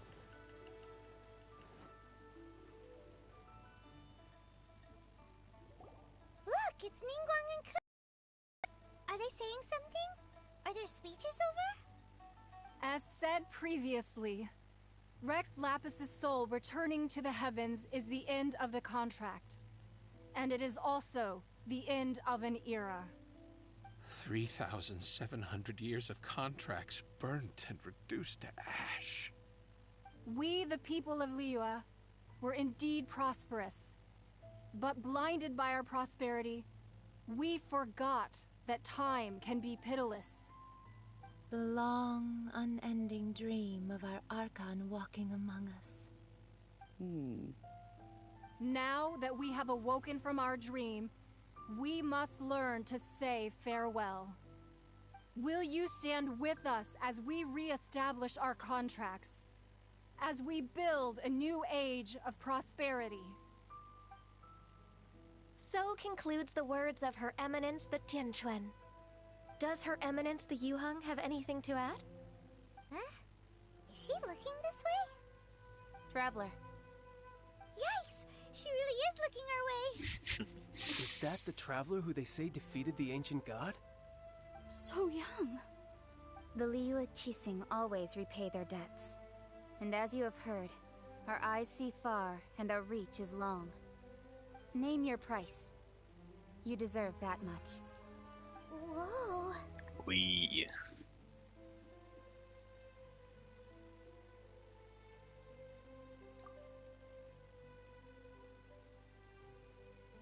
Well, could you help me put up some missing person posters? Boah, es war das erste Mal, dass man die Stimme richtig gehört hat. Vom Teufel.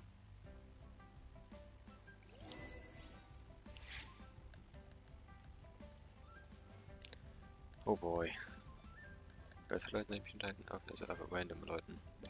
As for the mortals and adepti of Liyue, what shape shall our relationship take from now on? But it seems as if those perfumes really were meant to be offered to Rex Lapis. Well, that's fine. Suffer no rivals in love, they say. And that's 3 gone in 1 stroke.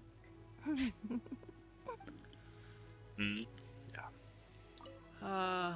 Rex Lapis. Now that I think about it, if everyone's of the same mind as me, perhaps mementos for Rex Lapis might be the best short-term business opportunity.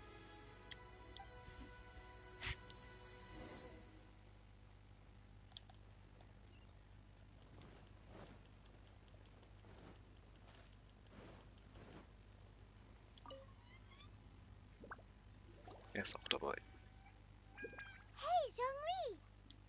Look at this. Everyone in Liyue is caught up in their emotions, thinking that they'll never see Rex Lapis again. And here you are looking all relaxed. Why would I not feel more at ease after laying down the burden I have borne for 3,700 years? Right. If the two of you can spare the time, I should treat you to a meal at the Xinyue kiosk. Ha! That sounds like big talk, Zhongli. Paimon might have believed you if you were treating us to some third-round knockout, but you'd have to pay out your nose just to stand inside Xinyue kiosk. Are you sure you can afford it? You're right. I do like the Mora. As the Rex Lapis Morax, I can easily create Mora. But since I have chosen to walk this earth as the mortal Zhongli, I should abide by the same rules that mortals do. When I was journeying with you, though I still had the Gnosis in hand, I knew that I must soon retire from my role as an Archon. So I had to rehearse a little for my new life. Oh, no wonder! Paimon gets it now. You didn't look at the price tags when we were spending because you've never had to. But since you weren't used to not being able to just make more Mora as and when you wanted to, You had to try becoming a parasite to society who lives off of other people's credit. Well, we were only spending Fatui money. You don't have to say it like that. In the City of Commerce, we do not merely exchange money or goods. We also exchange knowledge, memories, and foresight, as well as positions, roles, and lives. The Archon Morax could never experience life as the true mortal Zhongli could, no matter how many times he descended to be with his people. I must thank you for that. I will treasure the memories that I made as Zhongli, traveling the streets of Liyue with you. That is true. There is no journey that does not end. No meetings without partings. Paimon thinks that we should make a move and continue our search for the Seven. I fear that continuing your journey may be difficult. The nation that neighbors Liyue by sea, Inazuma, is presently closed. Yes, the nation has been closed by order of its deity, the Electro-Archon Ball. Whoa. And just as the people of Liyue preferred to call me Rex Lapis, she too goes by another name among locals in Inazuma. Paimon thinks we've heard that one before. Raiden? That is the case. And since Raiden is also the shogun of the Inazuma Bakufu, people... That said, though people at the wharf were saying that the situation in Inazuma is very tense, Paimon doesn't remember that always being the case. It wasn't that bad last year. Zhongli, since you're Rex Lapis, shouldn't you know something about what's happening there? Just how did Inazuma become a closed nation? It's because of visions. Visions? When faced with circumstances beyond their control, humans often bemoan their lack of power. But if a person shows true strength of will at a desperate and fateful moment in their life, the gods will look upon them with favor. This is what visions are. Magical foci bestowed upon those who have been acknowledged by the gods. Uh-huh. That's how people in Teyvat see it. But starting from last year, the Raiden Shogun began promulgating the Vision Hunt Decree. Vision Hunt Decree? Yes. It was an order to seize all visions within Inazuma's borders, and to inlay them upon the hands of a statue of the 1,000-armed, 100-eyed god. They want to seize visions. But why? Aren't visions blessings from the gods? I should think that in the Raiden Shogun's eyes, it is precisely because they are divine blessings that they should be under the sole dominion of divinity. Whoa, that's harsh. The Animo Archon is the god of freedom, and the Geo Archon is the god of contracts. For her part, the Raiden Shogun is the god of eternity. It seems as though she has finally decided to eliminate any unstable elements that could pose a threat to her eternal realm. The fact that even I, the oldest of the seven, have now passed away, will only strengthen her resolve to pursue eternity. Knowing her, she must have again quoted that adage she is most fond of when proclaiming that decree to her people. 7 ideals for 7 gods, and of these, eternity is nearest unto heaven. All right then. Was there anything else you wished to know? Erstmal nicht, nee, danke. Well then, I suppose you'll have to find a way to get inside this closed nation.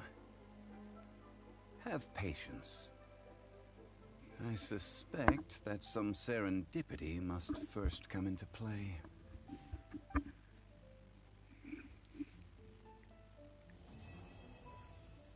Damit mal auch durch. Das waren jetzt wohl vorerst die gesamte Hauptstory, ne? Mit Käfer im Mondstadt sprechen. Ja, das sind wir nächstes Mal dran. Yo, holy shit.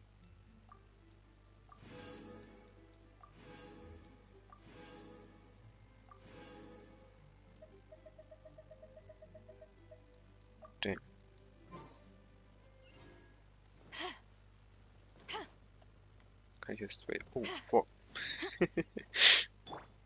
Life goes on. Kann ich straight irgendeine Quest annehmen? Ja, mal annehmen und dann irgendwann mal schauen.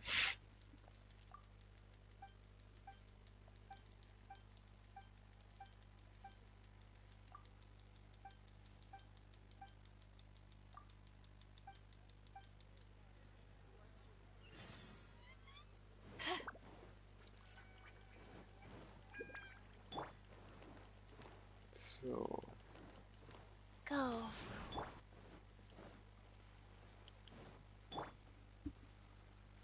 Faster? Genau, kann ich jetzt Okay, faster. endlich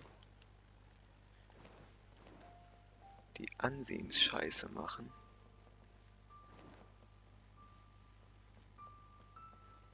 Wovor ich wollte schon Lungen heilen, bin auf die Schicht drauf geblieben, ich bin Dulli. Faster? Okay, faster. Huh. Life goes on.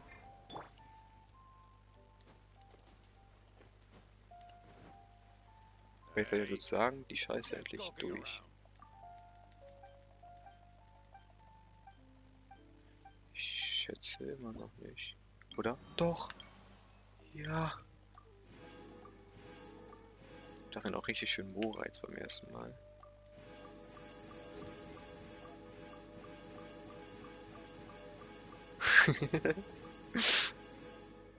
Geil!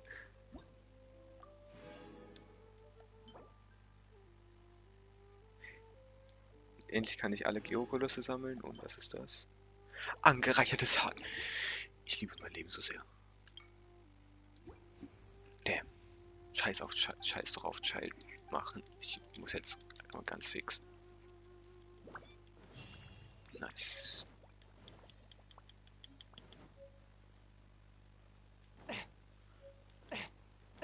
Schmied. Hey Bro. What's up?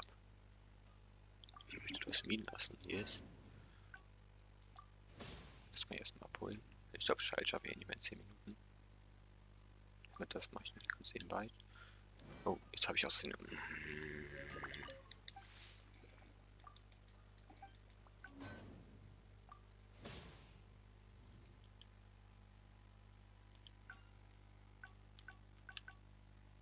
Dann schätze ich wohl angereichertes Harz ist bei der Werkbank zu machen.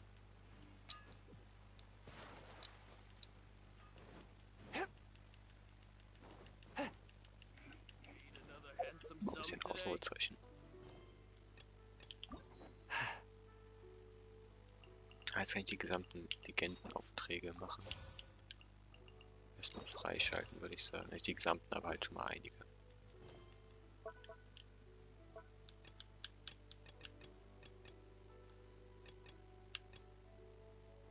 Oh, scheinbar geht es hier aber doch noch ein Stück weiter mit der Story, aber mehr als vorher auf einmal. Hier.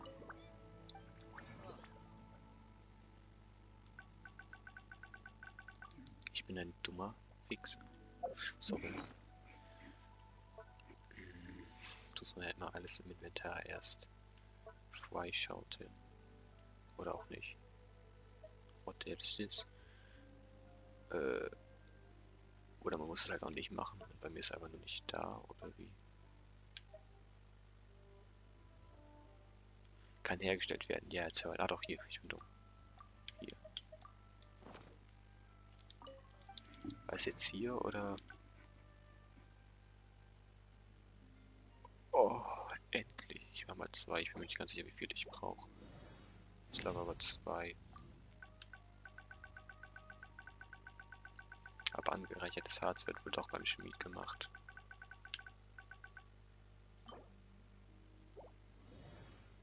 Ich meine, ich brauchte nur 1.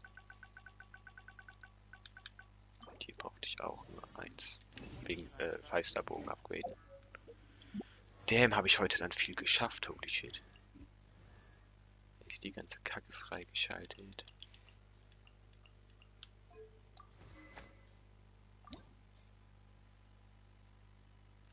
Ich hasse mein Leben, ich brauche 2.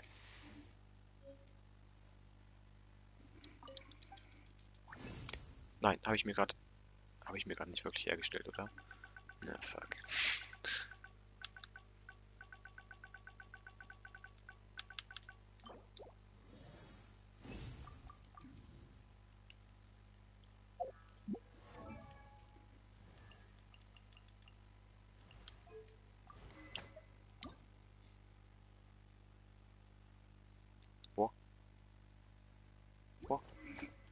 What the fuck? Ich hab doch...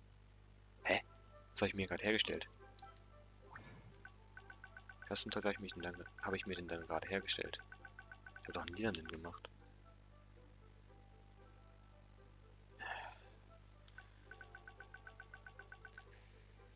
Aber kann aber kein von diesem Essen.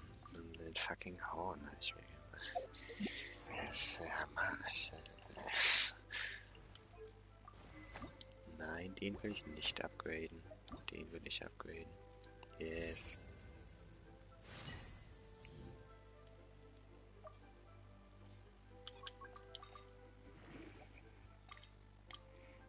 Bisschen Mora wegballern. Wofür habe ich's denn?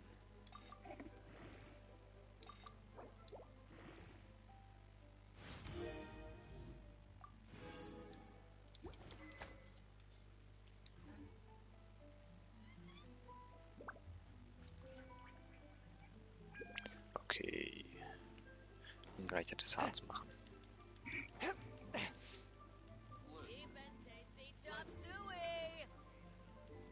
Müssen wir wieder überlegen, wo der Schmied ist. Der hat so eine weirde Platzierung. Alles auf diesem Platz und der Schmied hier mitten am Rand.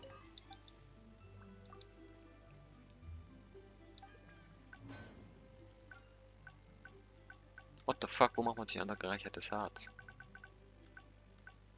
Ha? Wo zum Fick macht man sich an gereichertes Harz, bitte?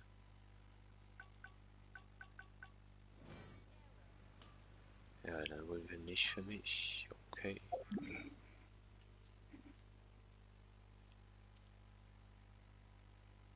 Ich habe ja noch ein paar Minuten, 6 Minuten. Schaltboss wird nichts, aber ich will eben noch. Ich habe 32 Harz über den Tag wieder gesammelt. Dann will ich aber eben 20 wegballern zumindest. Das sollte ich ja in den 6 Minuten schaffen. Nur schade, dass ich den Schaltboss nicht mehr schaffe.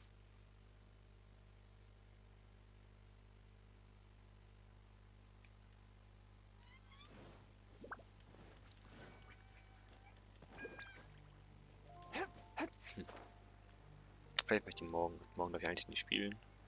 Erstens war Ostern, zweitens war Sonntag. Vielleicht ist mir das egal, ich mache das heimlich so ein bisschen. Da werde ich damit auch noch die wöchentliches Dings hier bekommen. Aber werde ich natürlich dann nicht streamen. Würde mich nur so sagen, jetzt nebenbei nicht wundern, wenn ich das komplett auch habe.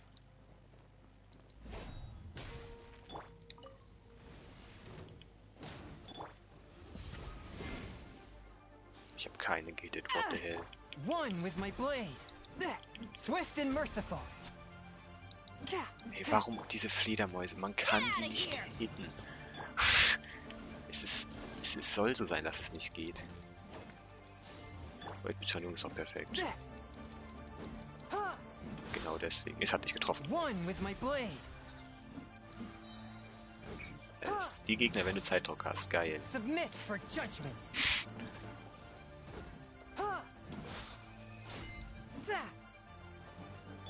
Everybody stand back!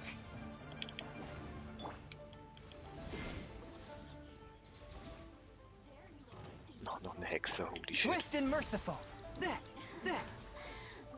Kenn ich nicht. Go. Den nehme ich jetzt eigentlich nicht mehr an. Orders given. Orders received.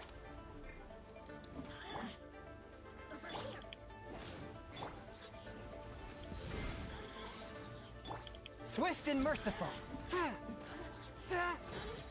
From whence you came. Eyes on me!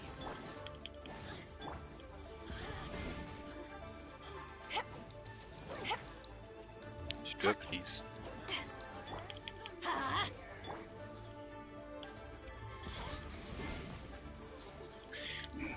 Wieso mache ich nur 5000 Hits? What the hell?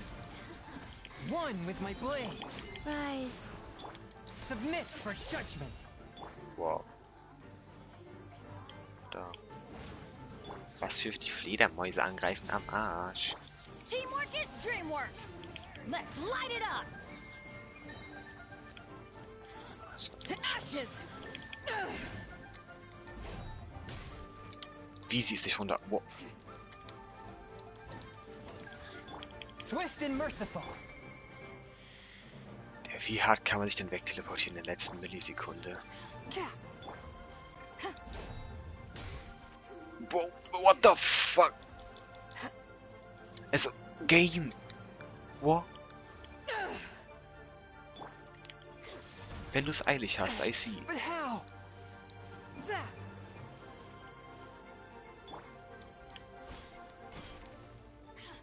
Life goes on. Opening box of Adepti tricks. Maximal One-Hit ist. What the hell?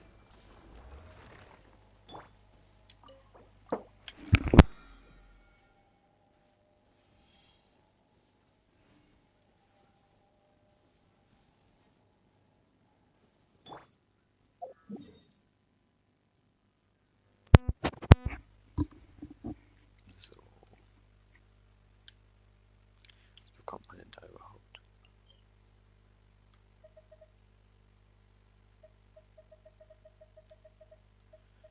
Legendäre Artefakte. Diese Teile brauchen wir auch zum Talent upgraden. Also es lohnt sich schon, so ist es nicht. Muss ich mal morgen gucken. Schwierig.